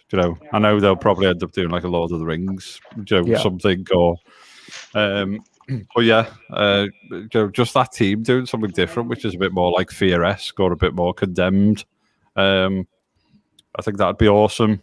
I think obviously there's going to be a load of new stuff. I'm really excited to see what Embark are doing. Obviously Patrick Sutherland and his team, like really good. He's a XEA dice and stuff, so you can imagine them kind of using all they've learned and maybe trying to do something themselves. And we've seen Phil on a few photos with Patrick as well, visit Embark and stuff. So that's all I'll say on that matter. So I'm interested in Forza. Just not like Horizon and stuff would be great, but I'm interested in like what to do, like Forza. What do they do with those like advanced physics and stuff like that? And obviously, yeah, I just want us to be like blown away with like decent gameplay and stuff. I don't mind if we see like really good gameplay and they say it's out next year or it's out in, just as long as we see what what's cooking in like in the devs' brains and stuff. Just see what people are trying to do. Should be a good show. We know there's a few surprises because the likes of Jason Ronalds and stuff have said he's excited for games which haven't even been announced yet. That are out just this year. Yeah, that are out this year. I think we're all intrigued to see what Starfield's all about. And then, yeah, I mean, it'd be good to see the progress that everyone's made on Halo. See some gameplay. Yes, that's going to be... The one thing that I want to see specifically from Halo, and I think everybody will agree on this matter, is we need to see that game running on the Series X. We've seen the updates and the photos of it from PC, and it looks great on PC. But this is a game that primarily should be as an Xbox platform. Focused on that console, yeah. You need to show what that game looks like on the Series console. Ooh, Archimedes. Dude, are you there? What up? Hey, is Skybound or what is it? It's like Striking Distance? Does anybody know if they're going to be there? The Callisto Protocol. Callisto Protocol. Are they at E3? Does anybody know? Anybody? Let me check. Oh, because I want to see more that's on that. One I'd be interested in too. Oh shit! I forgot. What all about Pragmata? They are not listed here. That's a year out. We could see that. Is it? When's that supposed to? 2022, isn't it? Yep. Release 2022. Capcom. Oh, there we go. Yeah. Yep, there's the Capcom game. I couldn't think of that earlier either. Yeah, and that one really intrigued me because that one straight away made me think that was because when I first seen it, I thought that's Kojima. I thought that looks like a Kojima game, and then they showed it, and it was like nothing to do with Kojima. I was like, oh, okay, that's interesting. That looks like really strange, but really cool at the same time. Am I the only person who doesn't like Kojima? I'm right there with you. I'm not a fan of him as a person, and not a fan of his game. So I think he needs to start making movies. I think he'd be good. I'd go watch one of his films. I don't run out to play one of his games. And Callisto Protocol is also meant to be. For me. Is that? Oh, okay, that's weird. It's from the same people that made Dead Space, which is like my favorite fucking horror series. It's actually by the people who make PUBG. Krafton Studio. Okay, Krafton is the publisher. Yeah. Yeah, and that's also scheduled to be out next year. So why wouldn't they be there? I don't think they'll be there as themselves because it would just be under PUBG Corporation. So I'm probably thinking that could be either on a Microsoft, like an Xbox or a PlayStation stage, with it being Krafton. I hope. So there's a possibility that you might see that game on one of the main major platforms.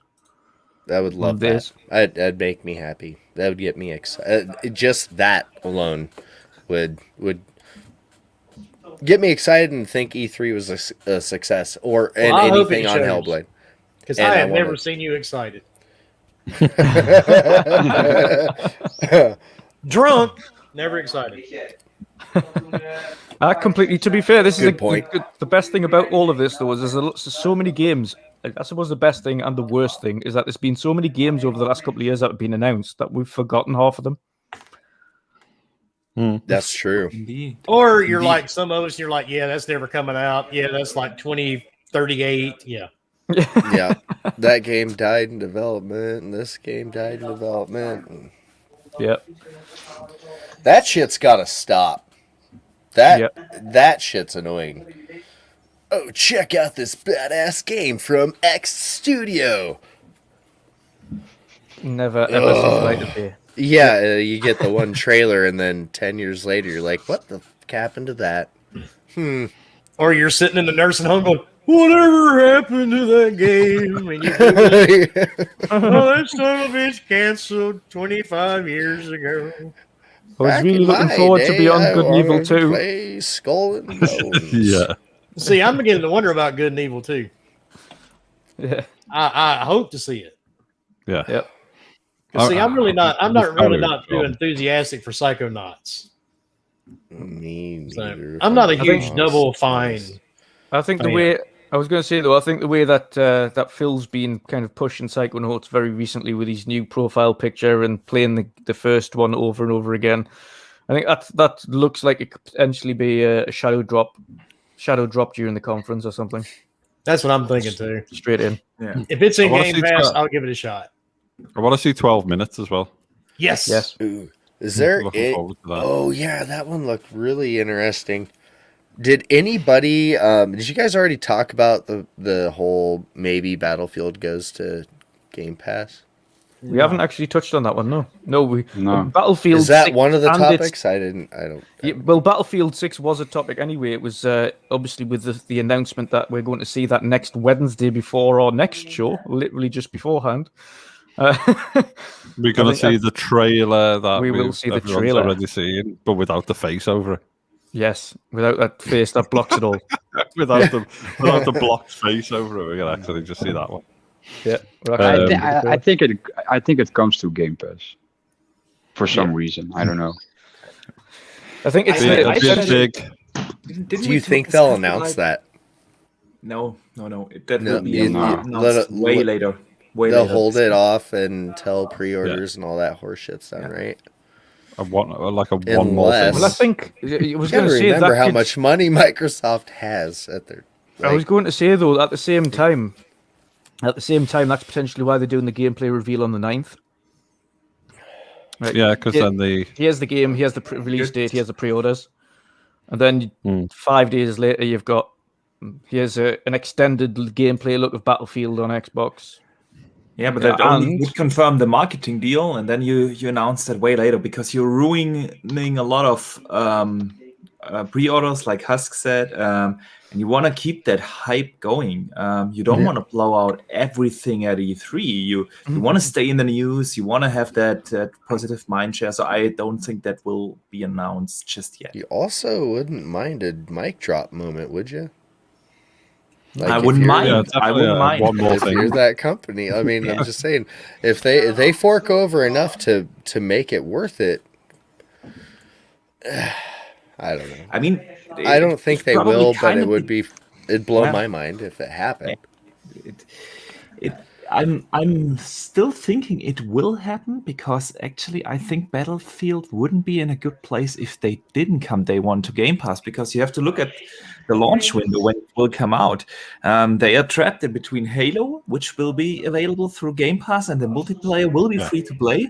And then you have Call of Duty coming, and you have that hardcore Call of Duty fan base. That game will sell anyway, no matter what will release. And then who is left to play for Battlefield in between those two? So they kind of have to do something there. Get a huge attach rate as well through Game Pass, wouldn't you? Yeah, massive attach rate. Massive attach Think rate. of the boost to the player base the second they drop that news. Yeah, I was going to say as well, though, it's you've got to think, and unfortunately, because it is EA, we have to consider the fact that they want much larger player bases for MTX. They want that microtransactions. They want the season pass people. They want all of that stuff in straight away. So I'm very much that could potentially be why they want to go into Game Pass. I've seen major attach rates straight away, huge player kind of base immediately that haven't had to pay for it immediately. And then those people also go, yeah, I want to actually buy this game now, and I want the season pass, and I want all these extras. Yeah, definitely. And about the announcement, this just popped into my head. I mean, it kind of might depend on which games Microsoft is going to announce from the first-party studios that will release this year. So if Starfield won't come out this year, if that rumor is true and it will be a 2022 title, and who knows? Maybe even Forza Horizon will be a spring 2022 title. We don't know. Yeah, so it depends probably on how many games will they have this fall. And if they only have like 1, maybe 2 games, it's probably better to announce it earlier so that you can kind of make it your game. Just like with the Outrider effect, even though it was out on PlayStation, everyone considered that an Xbox game. Yeah, because it was free on Xbox when you have Game Pass. And you kind of have the same effect, of course, if you announce Battlefield. That would suddenly make Battlefield a Xbox game. So that could be very interesting. That could be very interesting indeed. And the same goes, by the way, for Far Cry 6. We know they have the marketing deal here. Everyone is speculating about Dying Light also being a possibility. I don't say all 3 will come to Game Pass. I'm not saying that, but imagine probably one of those. Imagine going forward, all of these games are coming in day one. It'd just be absolutely insane. I mean, that's what Microsoft definitely wants. Well, they do. They want to build this premier gaming service for everybody, and I think they want to get publishers on board. And the only way to prove to publishers that it's a success is by investing in these larger titles to come on as well. You got to think as well, the more high-profile games are on the service, the more subscribers they're going to get, and they want to get them subscribers rolling very quickly. And there's a reason why they've kind of put on their E3 kind of notification thing that they're going to be talking about new games, gameplay for new games, and Game Pass, and what new additions are coming to Game Pass. Now, they wouldn't, because we already know all first party is coming to Game Pass day one anyway. So they're not going to sit there and go, all of this is coming to Game Pass from first party, because we know that. That's non-news. So the Game Pass section will be related, I think, specifically to third party day and date drops. And of course, if we've already started the year with the likes of MLB, etc., that already kind of showed their intentions. What do you think then, Husk? Yeah. Archie's already touched on there the fact that, of course, they've got marketing rights for the likes of Far Cry 6 as well as Battlefield, and do you think it could Dying be Light just 2? Yeah, Dying Light 2. Oh man, if that happened. I think that, in my opinion, because I'm a way bigger fan of Dying Light than I am Battlefield, even though I'm very much looking forward to Battlefield, if Dying Light was announced to go to Game Pass day and date, I'd probably shit myself. I dumped so many hours into Dying Light, and I still have to play the DLC. Like, I never went and got, God damn it, what was it? I was just talking about it the other day with someone. Anyway, that game, those devs are crazy. Like, that game's still constantly being updated and added to, and that would be huge in my mind. But I guess Xbox self-funded, didn't they? Or they got it out of developer hell, so you could see it coming to Game Pass. Oh, absolutely. I honestly think that would, I don't know, that might actually make more sense than to see an announcement of Battlefield being Game Pass ready. But while we're on the subject and EA and Microsoft, jerking each other off now, because I actually think that was the best thing EA could have ever done, because I feel like maybe they'll hold themselves to a higher standard. I don't know how you guys feel about it, but I feel like every developer they touch, they can destroy. Dead Space being one of the worst ones. Oh, dude, I was so mad. Not only did they ruin the game, they ruined the studio. Yeah, that's the big thing, is the studios that they crumble.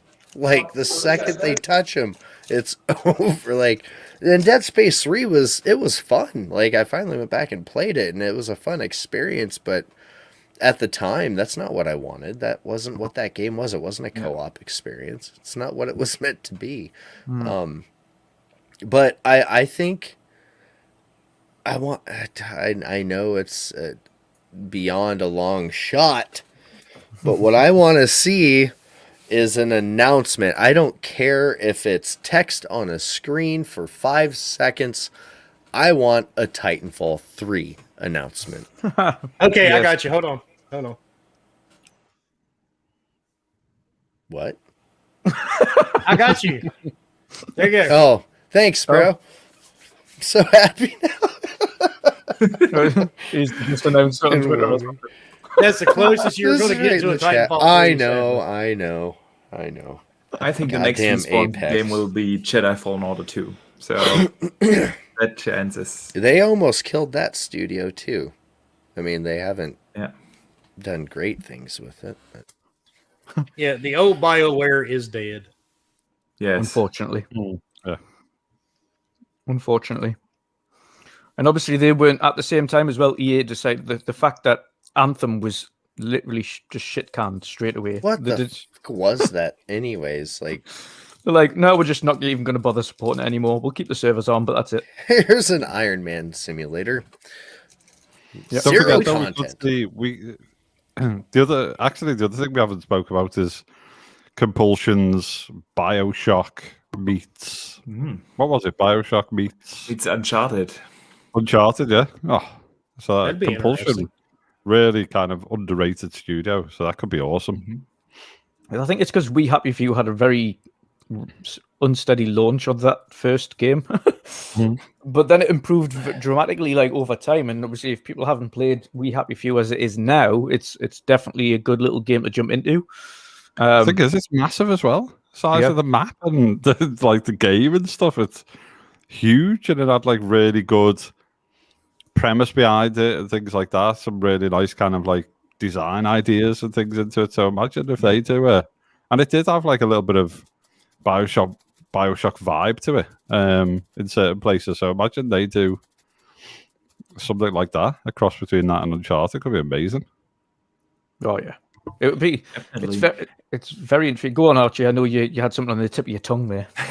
Yeah, I mean, We Have a Few had some really cool ideas, but you could just really tell that they have been limited by budget, money, time, everything. Yeah, but the ideas, and not just in We Have a Few, also if anyone has played the game Contrast from them, had some really cool ideas. They have really unique gameplay elements, and them doing a game that is properly funded now with a lot of access to resources and also to have technical support probably across the studios and so on.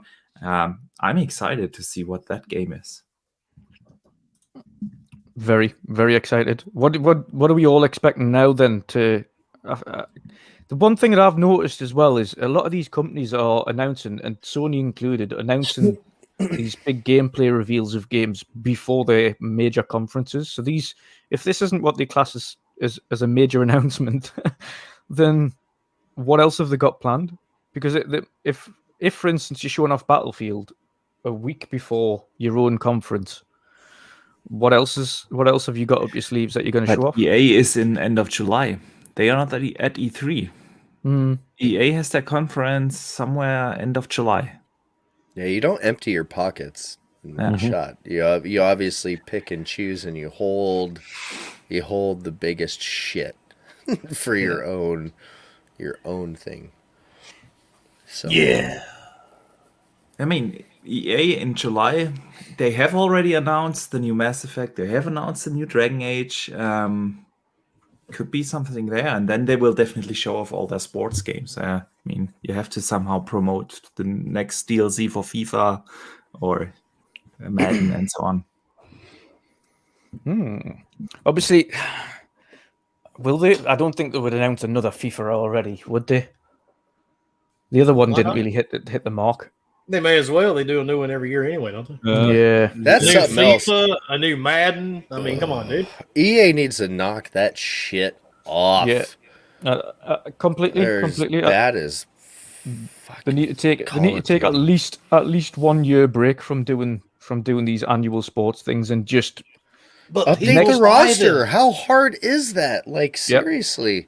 Update the roster and update the strips. That's it. Just, Yeah, but they just how much Jesus, money they made off Ultimate Team, so they're not just going to bid it Yeah. off, are they? I mean, I don't play FIFA, so if that I'm was gonna the play, birth like, of a small game, microtransactions. Like, yeah, it was. Yeah. literally. I don't play sports games, so I don't care. But I loved NCAA football, which is coming back. Maybe we see that motherfucker. That would be cool. that I would would be excite happy you. about that. Yes, absolutely. That and Callisto Protocol. Yes. Yeah. and Yes. maybe the campaign for Crossfire X Ooh, Oh, yeah. Remedy, yeah. Yes. Remedy, Yes. because that It's supposed to know multiplayer what's coming. that multiplayer is dog shit. Hot Yeah, it's garbage. just Yeah, it CS:GO. is. It's just CS:GO. That really sucks. Yeah, I've played it like 5 minutes, then I stop. And yeah. I hope same- that the same single here. player is much better. So, yeah. Yeah, about Looking 5 forward minutes to into it, I was like, "Yeah, I'm good." Yeah. Delete. Yeah, exactly. I didn't even touch it because I watched some gameplay and I heard enough from other people. It wasn't even worth my time. It is essentially like Crossfire X is just just CS:GO. And I'm sorry, but the gunplay on consoles for a game like that is shocking. Like, Yeah. Oh, it was so bad. Yeah. No It's- thanks. If I want to play a shooting game, I want to aim down sight, and that was not possible. And the So, best part, you didn't even really get to play much in that 5 minutes because you kept getting spawn killed. yeah. Also, Right. Great. by CS:GO players Probably. with a mouse and keyboard. probably, yeah. Ooh, speaking of Titanfall, I heard rumors that they were adding Titans to Apex. Or that was a potential thing and a mode and horse shit. Okay. Has They may as well just anybody add else an heard anthem, that? huh? No. Yeah. Nobody heard that. I'm going to see Not if I me. can find the article I fucking read. Hold on. So what are I'm we just gonna actually? nod What are and we agree with hoping? I was going to say, what are we hoping then for Battlefield? Obviously, we know it's a modern Battlefield. You can't exactly see what is happening in that trailer that's been masked by that No giant comments. PNG image over the front of it. So, what are we really expecting from that game? Do we think it's going to return back to its greatest moments? I Is hope it going so. to have a good like an actual good campaign, like some of the original Battlefields did, as well as having an online?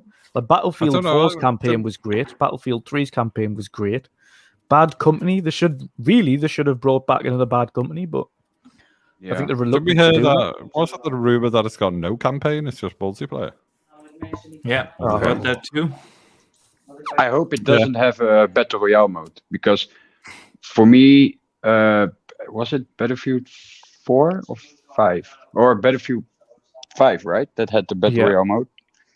I never played it because it wasn't the thing for me. So I hope that they don't add it to 6. Yeah. Well, I thought the same for Warzone, to be honest. I thought that game, like Call of Duty, doesn't work as a battle royale. It just doesn't. Like, again, it goes down to gun physics, and when you've got a game like Call of Duty who can't do actual kind of bullet dropping things properly, it just doesn't work, especially over long distance. And the weapons that you pick up, and then midway through the map, you can spawn in your own kind of weapons, your own pre-built weapons with all the attachments and things on. It's not the same. I just wanted to have like 120 people on the screen. I want a modern setting. I'll be happy. Yeah. Get away from this World War I and II shit. We're all over it. It's good. Yeah. It's But like it's a- zombies at this point. It's supposed to be in like 5 or 8 years time or something. So I think it'll be more a modern set with like a slight twist. It's not going to be lasers and stuff, is it? But I think it's going to be. It looks Like good. modern at least day modern day is a would day. work. Yeah. Yeah. Like the year 2000 would make me happy, or fucking even the fucking 90s. I mean, like, they gotta stop, man. You're beating a dead horse. They gotta run out of horses at some point. Hey, we're going back to Jesus Christ. primal warfare when the cavemen beat each other's asses. Yay! Yes. Hey, you know what? That would be. I had a blast with Far Cry Primal. Maybe Yeah, Battlefield yeah. could pull that off. I don't know. Well, speaking of which, in terms of zombies, what's everyone's thoughts on Watch Dogs Legion's inclusion of zombies then? I don't mind the game modes. I mean, it looks interesting. It's something a bit weird about it, but Watch Dogs game. I think the thing for me is like a lot of these things are like options, isn't it? Like Ubisoft don't knock on your door and put a gun to your head and say you've got to play this mode. Exactly. Yeah. So it's like whatever happened to like oh yeah, well it's nice that we've been given some options, and if you want to try it, you can try it. If you don't, then don't. But people just go on the net and on social media. I don't want zombies and everything, and just going wild about the stuff. And it's like, well, don't play it then. Yeah. Nobody's forcing you to play it. That's. I think it's better as a mode as opposed to a game that's designed primarily around zombies or adding zombies into it. Like I've never been one that's been kind of one of these people that love the Call of Duty zombies kind of thing and literally campaigned to put it in. Yeah. I was like, and it's probably, the devs have probably turned around, had like a bit of a play and gone, oh, this is actually fun. And then it's got into alpha on PC and they've gone, if it's received well, let's roll it out or whatever. Sometimes devs just want to play with some of these ideas, and it's, I mean, it's an option, isn't it? And then there was like a big hoo-ha about, the Division should have had zombies and all of this stuff then. And it's like, it's just an option. You're not forced to play it. So Call of Duty Cretaceous create chaos. Plays dinosaurs fighting to breed now with full-on egg laying. You may as well. I mean, don't get me wrong. My grandfather was in World War II. If he was still alive, he would tell you to stop making games about the whole era. Yeah. So it's over. It's great. Get rid of it. Let's move forward. Hell, I'll even settle for Vietnam at this point. Oh, Battlefield Vietnam was amazing when it was out. It was. Flying in those Hueys and stuff and like dropping people off and then picking people back up again. Oh, I'll settle for that one, and whatever happened to Bad Company. Yeah. No, it died. Yeah. Yeah, I just want a modern setting. Give me, modern weapons. I don't want, a crossbow. I don't want, a slingshot to throw rocks at the other team with. I want it to be modern. That's it. Yeah. You don't want ultra futuristic either, where they're like, he has a weapon that is potentially in design that might come out in the next 20 years. Yeah, I don't want something, I don't want wall running like that one Call of Duty did that year. Yeah. What I'd like to see is what they can do with a new Frostbite engine on the new machines in terms of destruction and physics simulation, because that was something Battlefield has always shined on.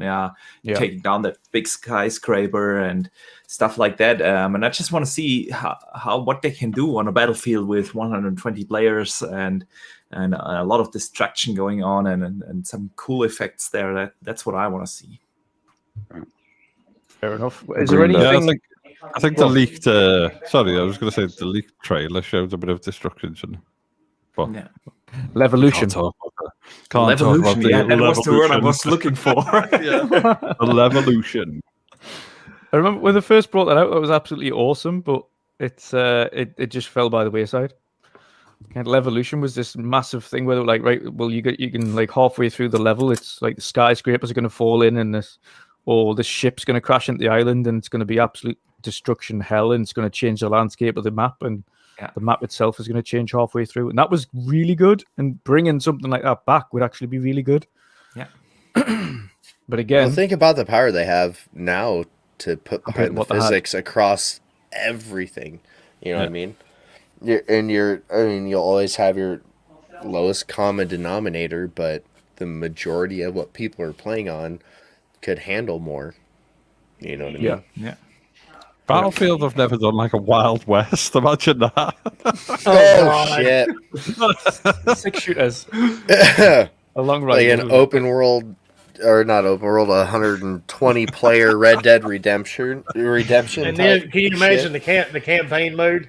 Oh God. There's All a right, boys. train We need going some around the back rags. with like We need Gatling some guns on the top. And a bucket of hot water. It just Battlefield Oregon Trail Edition. You died from dysentery. What the hell you need all that for, Bob? They'll do some mental stuff that won't they? Have like flying like planes and stuff in. Oh, yeah, This is do what it- they do it like tried. The Wright brothers playing. Just Battlefield, the Old Testament. Let's just do that. 6 shooters Civil with like War. an ACOG scope Hey, on the top. put down and that stuff. rock, fucker. Battlefield Civil War edition. We'll go for that Yep. one. There you go. Imagine like a Battlefield like Rome or whatever, where like you're 120. So you just line up in 2 big armies and just, Oh, God. Go just straight walk at each other. towards each other. Oh God, hi. We're laughing, but we've seen Stranger Things. Wait, that's that true. spent a lot of time in the military. I'm so glad that was way before my time. So someone sat there at dice and just noted all these down. Hey, that like Yeah, we'll have the yeah. troops line up in a formation. Yeah, sure. like Battlefield Total War. We'll even dig trenches and we'll put everybody down in it. Really? While you're doing that, I'll make some Molotov cocktails. Choom, there you go. Yeah. Hey, Victor's got a good question. You think we'll see it? What is it? Version 7? 7 is out already. Doom Or is it Eternal 7? was built Yeah, on that's what 7. was on 7. So it's their newest it'd be 8 then. Holy shit. Good question. I think it's probably a little bit too early. I mean, they only released one game on it 7 for them to bring out already an extension. I think we will see Or an Wolfenstein update 3 on it 7, and then probably for the next Doom they will move to it 8. What do you Yep. think about Wolfenstein? Yes, Wolfenstein 3. That's everybody wants a Wolfenstein 3. Bring it out. Do it. I mean, the game has been in development for 4 years now, which is 1 year longer than every other Wolfenstein game ever had. So And it's an open source engine too, right? Or it's free to the public, I guess would it open source. tech is open source. Yeah, that's what I thought. Just like UE5, right? Yeah, is it? Is it tech? Yep. It's Yeah, it is, yeah. Yeah, it's free. Like you can literally just, if you know what you're doing, you can download it and use it. I would assume. That's what And assumptions, sir, do not belong on podcast. Do what? Assumptions do not belong on podcast. No. On the But Wikipedia don't they- page, it doesn't say it's free. You will have people hating on Dutch. Oh, I can handle it. Mutant block. Mute block. Yeah. Oh, Like dear I me. said, I hit 90K yesterday. I was so excited. We'll And then get the bad part this morning, I still see a new group of dumbasses. I'm like, fuck it. It's never ending, man. It never ends, dude. It just never ends. Yep. I very early on in my reboot of my Twitter, I took your advice very, very early. So I was slowly building. Oh, and it makes it such a better experience. Not even Oh, yeah. joking. Oh, And I don't even post fucked up shit. I mean, I'll retweet some of your either. fucked up shit sometimes and have to block some tard carts. But hey, you know, it's Twitter. I The do more not you mute, po- the I more do you not block. post- I do not post anything bad, Husk, and I'm offended you said that. no, he is the meme lord. He Uh-huh. just shows off really hilarious memes. Yeah. If you're not already following Wilmy, I suggest you do if you like ridiculous memes. Unless you're Specifically easily for his offended, memes. then you can just fuck yourself off. If you're and easily he doesn't offended, I have to. recommend- Yeah, I recommend not following me. Save If us you're all easily some offended, time. then yeah.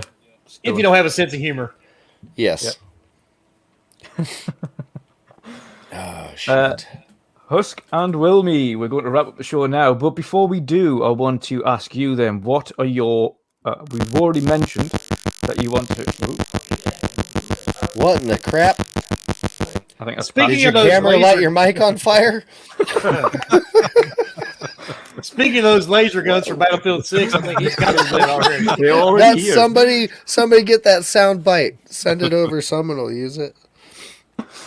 But before we go, then both Wilmy and Husk, what are your most anticipated things to see at E3 in general from Xbox, or again, even though PlayStation's probably after E3, their own little thing from kind of the major publishers? What are your key things that you want to see and want to be shown off?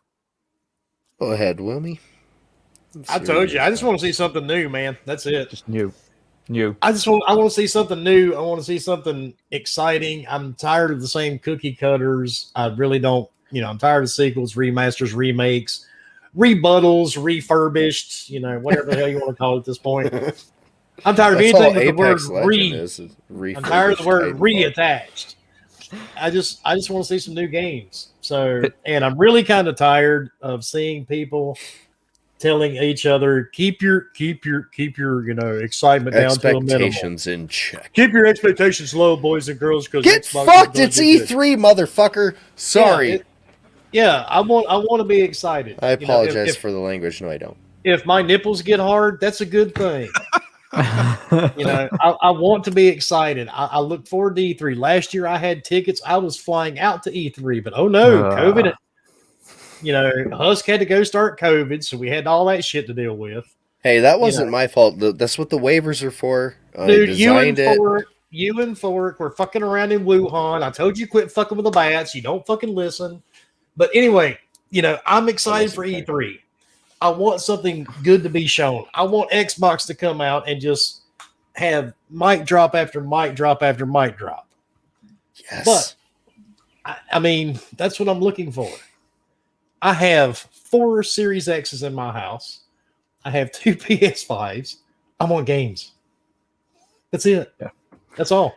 Is there anything then that Microsoft have showed off already that you're really anticipating, i.e. Avowed, Hellblade, such? Or is none of that?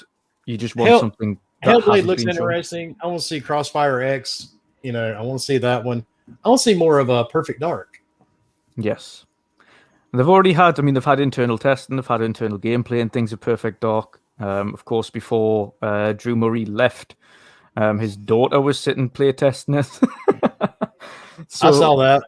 Yeah, so it's a very good possibility that we might actually see some form of gameplay, or at least an initial trailer where to put maybe pre-alpha footage or alpha footage or something on the bottom. So at least we can see what it is. Because we know Fable is a couple of years out. Yeah. So, that's it. I just want to see something new. I want to see something great. And when I get it and I download it onto my console, I don't want it to be fucked up. I'm so tired of buying fucked up games. Yeah, that's the biggest damn thing. Yep. You want to finish the game show me a game. Fuck. Yeah. Really? There's very few games that actually work like they're supposed to work on release. Resident Evil, The Village, I had no issues with. Yep. Because they took their damn time, right? And even Biomutant, I really haven't had it. I've had it crash on me once. I heard there were a few bugs, but they are also on top of their shit. Yeah, fixing any little bug or patch anybody mentions. They're on top of that shit. I just want everything to work, and I know that may be asking for a lot, but I really just want the games to work when I download them and I hit start. Can we just go back to cartridges? Yeah, I'm not asking for work. You can't update a cartridge. I'm not asking for anybody to sacrifice a virgin, any of that shit. I just really want the games to work. I don't want to wait a month and a half to play a fucking game after I've already bought and downloaded it. Yep, that's fair enough. I still haven't gone back to Cyberpunk 2077. Matter of fact, Outriders still blows goats. Because it pissed me off. Outriders? Really? Still? Outriders is the greatest single-player co-op game ever created because you ain't going to play with no fucking mighty co-op. Oh, that's great. Awesome. Glad I want games that work. That's fair enough. Husk, what do you want? Oh, man. Beer. Beer. Booze. Preferably a beer drinking simulator game would be a cool announcement.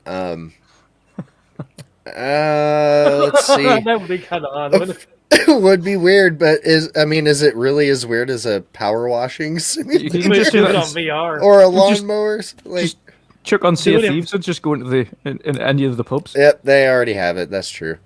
I miss that game sometimes, but I don't have enough friends that play it to justify turning it Yeah, back some on. of us are smarter than that. Sorry. I don't know. I had fun with it. I want to Yep. see. I want to see something from Avowed. The thing I'm looking most forward to is Halo. That is my goosebump, hair on the back of my neck, standing up game. That's for That's me, it. sir. That's maybe a little bit of both. Let's not jump to conclusions. I'm actually kind Hasn't of got the looking results forward yet. to seeing some Forza. It would be cool to Yes. see something from that. What else was it? There was well, hell, I already talked about Hellblade. I would even be cool. It'd be awesome just to see something. Like I said, even if it's a cinematic CGI new trailer. That last one, oh man, that gave me goosebumps. Like I was so goddamn pumped when I saw the first trailer for that. For anybody that doesn't know, like I've played the first Hellblade. Like I stopped counting. Like I've played through it. It's oh my god. I don't know how to explain it. That game hits different. Yeah. I mean, it's crazy. And you just got to think the amount of funding and support and everything they've been given this time round, and the studios more than And, doubled in head size. And What Melina, right? Melina. Yeah. Have you guys seen her little YouTube Yes. series? Yeah. So good. It makes me happy. Like she's, even though she has like some physical fibromyalgia. issues, fibromyalgia, that's it. She's still doing all of her own shit this go around. Like she's done the training, like sword training and all this crazy nonsense, and it's I'm pumped for it. I just want some info followed by like a badass trailer or vice versa. One of them But- studios, though, that I fully trust with whatever they put out will end up being good. Like, it's one of them Yes. studios. It's just the amount of effort and work they're putting in, and again the fact that they're doing these the Dreadnought Diaries, as they call them, on YouTube and Melina's own channel as well. Showing They kind care. of Like yeah. they prove that constantly. they're not going to put out a half baked. That's speaking of what Wilmy was saying. Hellblade won't put out a half baked broken game when that launches. That'll be polished.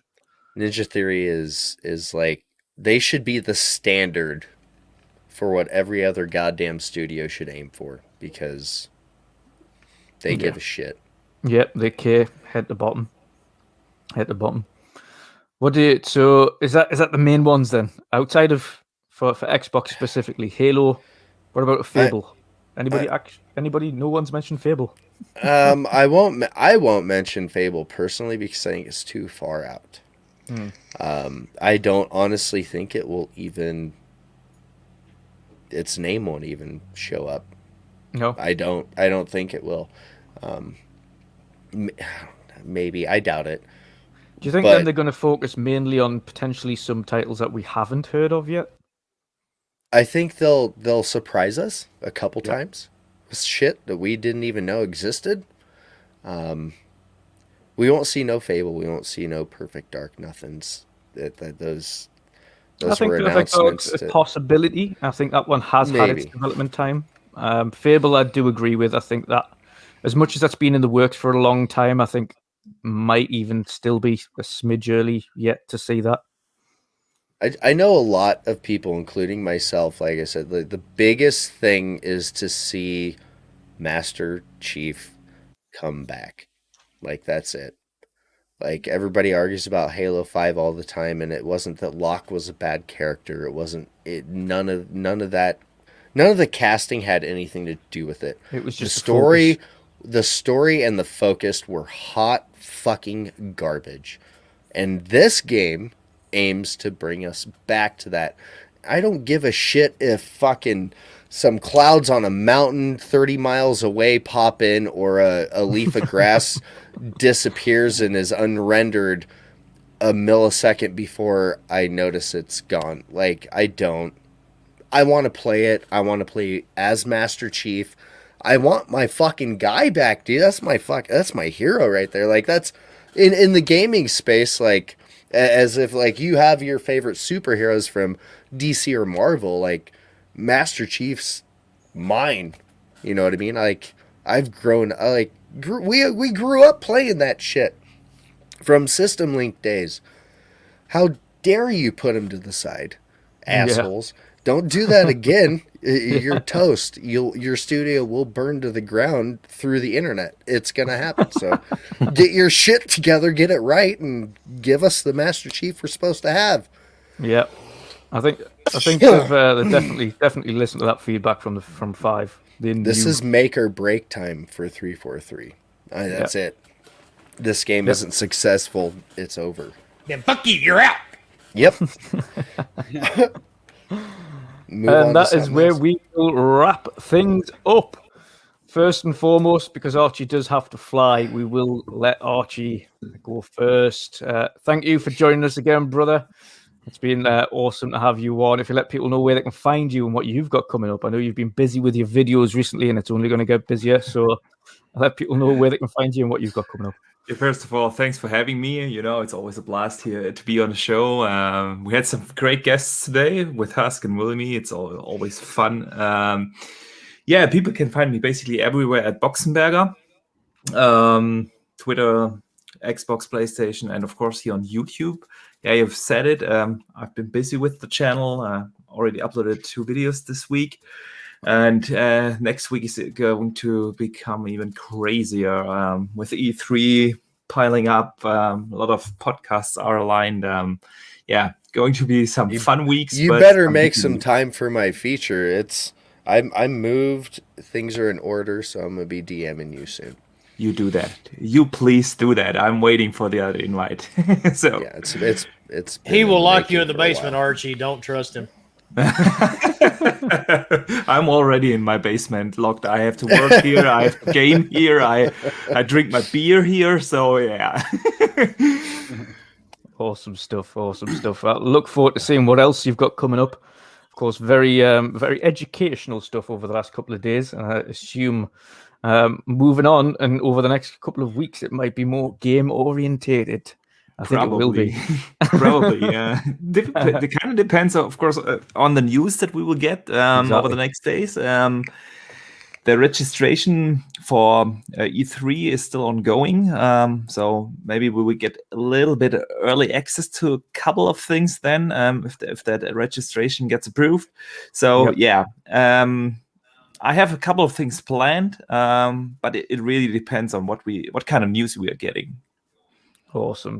Awesome stuff. Look forward to it, brother. Look forward to it. I will let you shoot off. Yeah, well, I have to leave because my wife got home and I have to take over the kids now. No problem. Okay, you guys have a good one. Take it easy. Later, Archie. Okay. We'll talk to you soon. See you, man. Good stuff. Before I continue with the outros for the rest of them, I want to announce, as people might have noticed on Twitter, that I was doing a 3-month Game Pass Ultimate giveaway. Of course, this was partly thanks to Forkboy when he sent across the other day for myself and one of the other lads, Nano Polymath, an awesome copy of Resi Evil 8 for both of us, Resi Village. He also had some leftover money, and he said to use it on a giveaway. So that would have covered 1 month, but I wanted to boost that up and provide another 2. So 3-month giveaway. Which is awesome. And we've chosen that winner. Yeah. ACS Husk. Nice.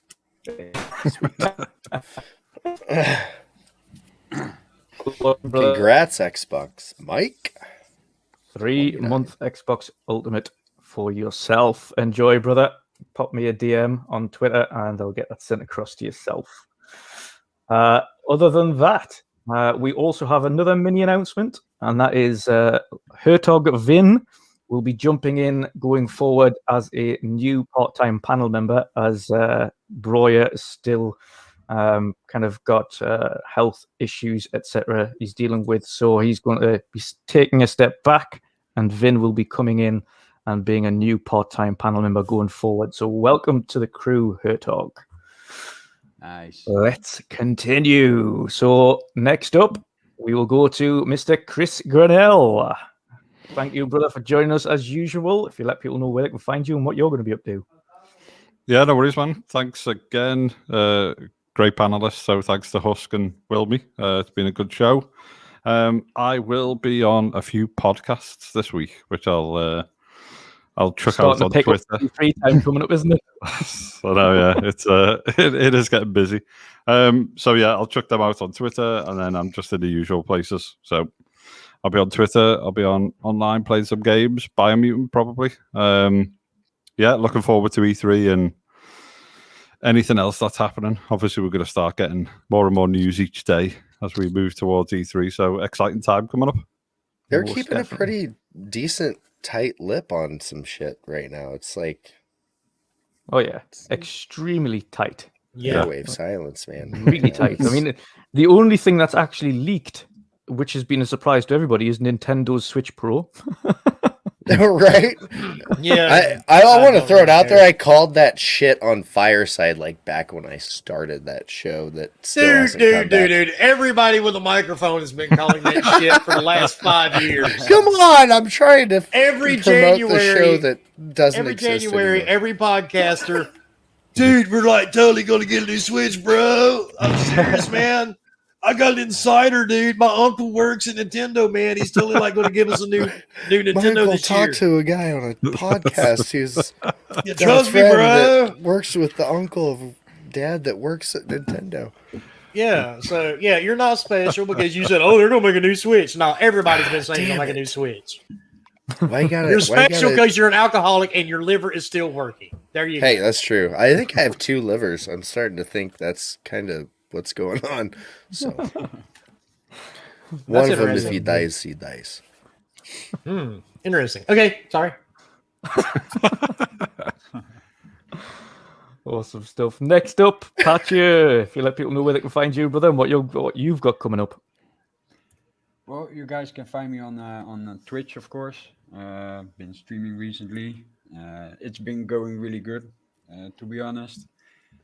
You're up to 15 subs now on there as an affiliate. Yeah, 15. Nice. So yeah, that's going pretty good. Also want to say I want to do a big thank you to everybody who's supporting the channel. So yeah, thanks for that, guys. And yeah, as you guys know, I've been waiting for the message from PUBG to become partnership for the partnership. So yeah, still fingers crossed, and let's see how it goes. Fingers crossed. Yeah, they still haven't said anything. I mean, they'll like and share your posts and comment on everything, but they'll not say anything else. No, So but, you know, like I try and retweet whenever I see him. I see you growing. You're making progress, man. Congrats. Yeah, thanks, man. Thanks.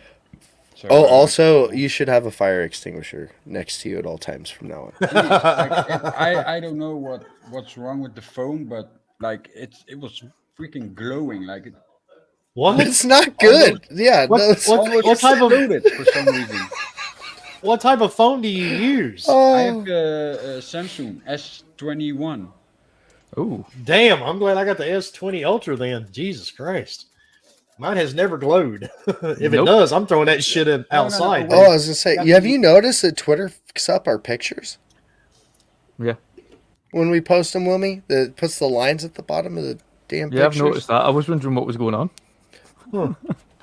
Nobody else does that. Go post a picture on Twitter. You'll see little black lines I at the just bottom. did. That's quarter a of you. That's a you thing. I'm not having that issue. I saw it on yours too, though. Maybe it's just my app. Maybe it's yeah, it's you. Maybe it's Don't just worry. me. It's because you're so gifted and you called there was be a new Nintendo Switch.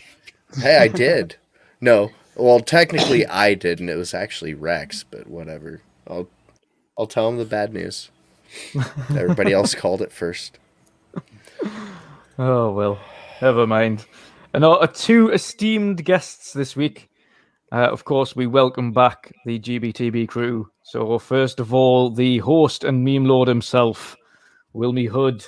Thanks for joining us again, brother. It's been an absolute pleasure, as always. If you let people know where they can find you, and of course, your awesome podcast, which begins after ourselves a little bit later on this evening. Yeah, in about 3 hours. And you can find me just about every fucking where except TikTok, because I ain't gonna lie, dude. I got talked into joining TikTok. It's the most toxic bullshit I've ever seen in my life. I deleted that shit this morning. I think I would rather masturbate with sandpaper in a beehive than to go back on the TikTok. Yeah. But you can find me pretty much anywhere and every Wednesday night at 8 p.m. Eastern on Gaming Beyond the Box. You can find me on Wilmy Hood on YouTube, Facebook, Twitch for some odd fucking reason. But yeah, you can find me pretty much anywhere. And on Twitch, we may actually start doing hot tub streams because if I talk Fork into it. Yeah. Could you imagine seeing Fork in a hot tub, y'all? Come on. Yeah, can you imagine how many people would actually tune in? Oddly enough, I was going to say yes. But the bad part, I think I'm the only one that's got a hot tub. So that kind of puts a damper on things. Just put them on a green screen, throw them in your hot tub. Hey, I'm more than willing to do it. So we can make that happen. Oh, I know I can, dude. I got plenty of PCs and shit and cameras. I can make it happen real easy. Absolutely. So yeah, there's that. So we may, and I'm not joking, we may actually do a hot tub podcast. That'll be funny. Hot tub time machine. Yeah. Exactly. I fucking love that movie. No shit. Because in case you hadn't realized it, we're a lot of gamers, but oh man, we are some really screwed up gamers. But that makes it great. Yeah, if you haven't already, I don't know if you haven't, you've missed something. If you haven't already checked out Gaming Beyond the Box, that's it's sometimes gaming. Well, I mean, we always talk about games at some point. To some extent, yeah. We rabbit trail a lot. Rails, we don't have Rails. They don't. Last week, we were talking about 4 games simultaneously somehow or another, and I was really impressed. It was fun to watch. Yep. Yeah. So good luck keeping track of what's going on that podcast, but it is fun to observe. Oh yeah, dude. It's like the train wreck, you just have to turn around and watch. Yeah, you can't look away. And I love the messages I get every week. Oh, God, why do you call yourselves a podcast? What else the hell would you call it? Why do you call yourself a person? Why are you DMing me? Why does your mom keep calling me? So. Why is your mom calling me? Ask me what the fuck we're doing. But, I mean, we just have fun with it. We talk about games, but we just make it fun, man, because that's why I play games. I don't give a shit about anybody's opinions about what I play or where I play it. So yeah, that's all it's about, dude. Games are supposed to be fun. Exactly. It's a hobby, isn't it? Unless you're like an esports champion, but for most of us, it's a hobby. Exactly. It's a hobby. I already have a living. Yeah. I'm to the point in my life, I want to retire. Fuck it. I could do it tomorrow. But the thing is, I play games for fun and to get away from everything. Escapism. They're very much an escape. Yeah. They're a release. Yep. Don't do it for any other reason. Exactly. Last but not least, our resident alcoholic, ACS Husk. It's a pleasure. I appreciate the invite. Sorry, Google gave us all the shaft. Maybe next time, I called them out on Twitter, and I don't even think it got any retweets. They don't care. Come on, internet. They need to fix their shit. But let's go with everything Wilmy said, and we'll see you in a few hours. Also, I'll see you back here on this show again a long time from now because I have to take off work to make it, which is actually why I was kind of bummed out. I'm like, what the fuck is going on? It says started streaming 44 minutes ago, and I appreciate the shit out of the invite. I appreciate you guys streaming extra long, letting us interrupt you and say stuff all the time. Say stuff and things. And things. That's the word. That's what I was looking for, stuff and things. So yeah. Fuck yeah. We'll see you in a few hours. I was going to say, and what, of course, your newest show where you do your one-on-ones. Oh, the creator feature. Yes. Yeah, we still got to get you scheduled for that too. It's an awesome little show. Yeah, it's I've literally been moving for like the past 3 weeks, so I haven't been able to do fuck all, and I'm still waiting to hear back from. Yeah, I got people in the pipeline that I don't know if I'm actually going to end up getting on the show now because I had to cancel and postpone, and we're working on it. It'll come back. We'll get there. Get there indeed. Well, we are going to wrap this show up now. Thank you again to everybody in chat. You've been absolutely awesome. Great fun, and of course, it's always great fun when these hilarious bunch are in the house anyway. Well, everybody was fun except Daz. Daz is not fun. Everybody was fun besides Daz. Is that because Daz doesn't want to see Fork in a hot tub? Daz is number one. He's number one. He's a fanny. He's a fanny. I hope everybody has a great evening, and if you're not already, and if you have the ability to stay up longer, please jump over to Game and Beyond the Box after this show in a couple of hours and enjoy the madness that will unfold, no doubt. Husk will be even more drunk, probably joined by Lady, who will also be drunk, and potentially a few others. So he'll be drunk. Lady will be drunk. Bomber will be drinking a craft beer. Okay. Yeah, I'll be drinking Dr. Pepper because I'm cultured. No, I'm drinking Mountain Dew. No. You're sick. Dude, I hate Mountain Dew. Awesome stuff. Brilliant. Everybody have an awesome night, and we shall see you all again next week. Goodbye. Thanks, Goodbye. See you guys.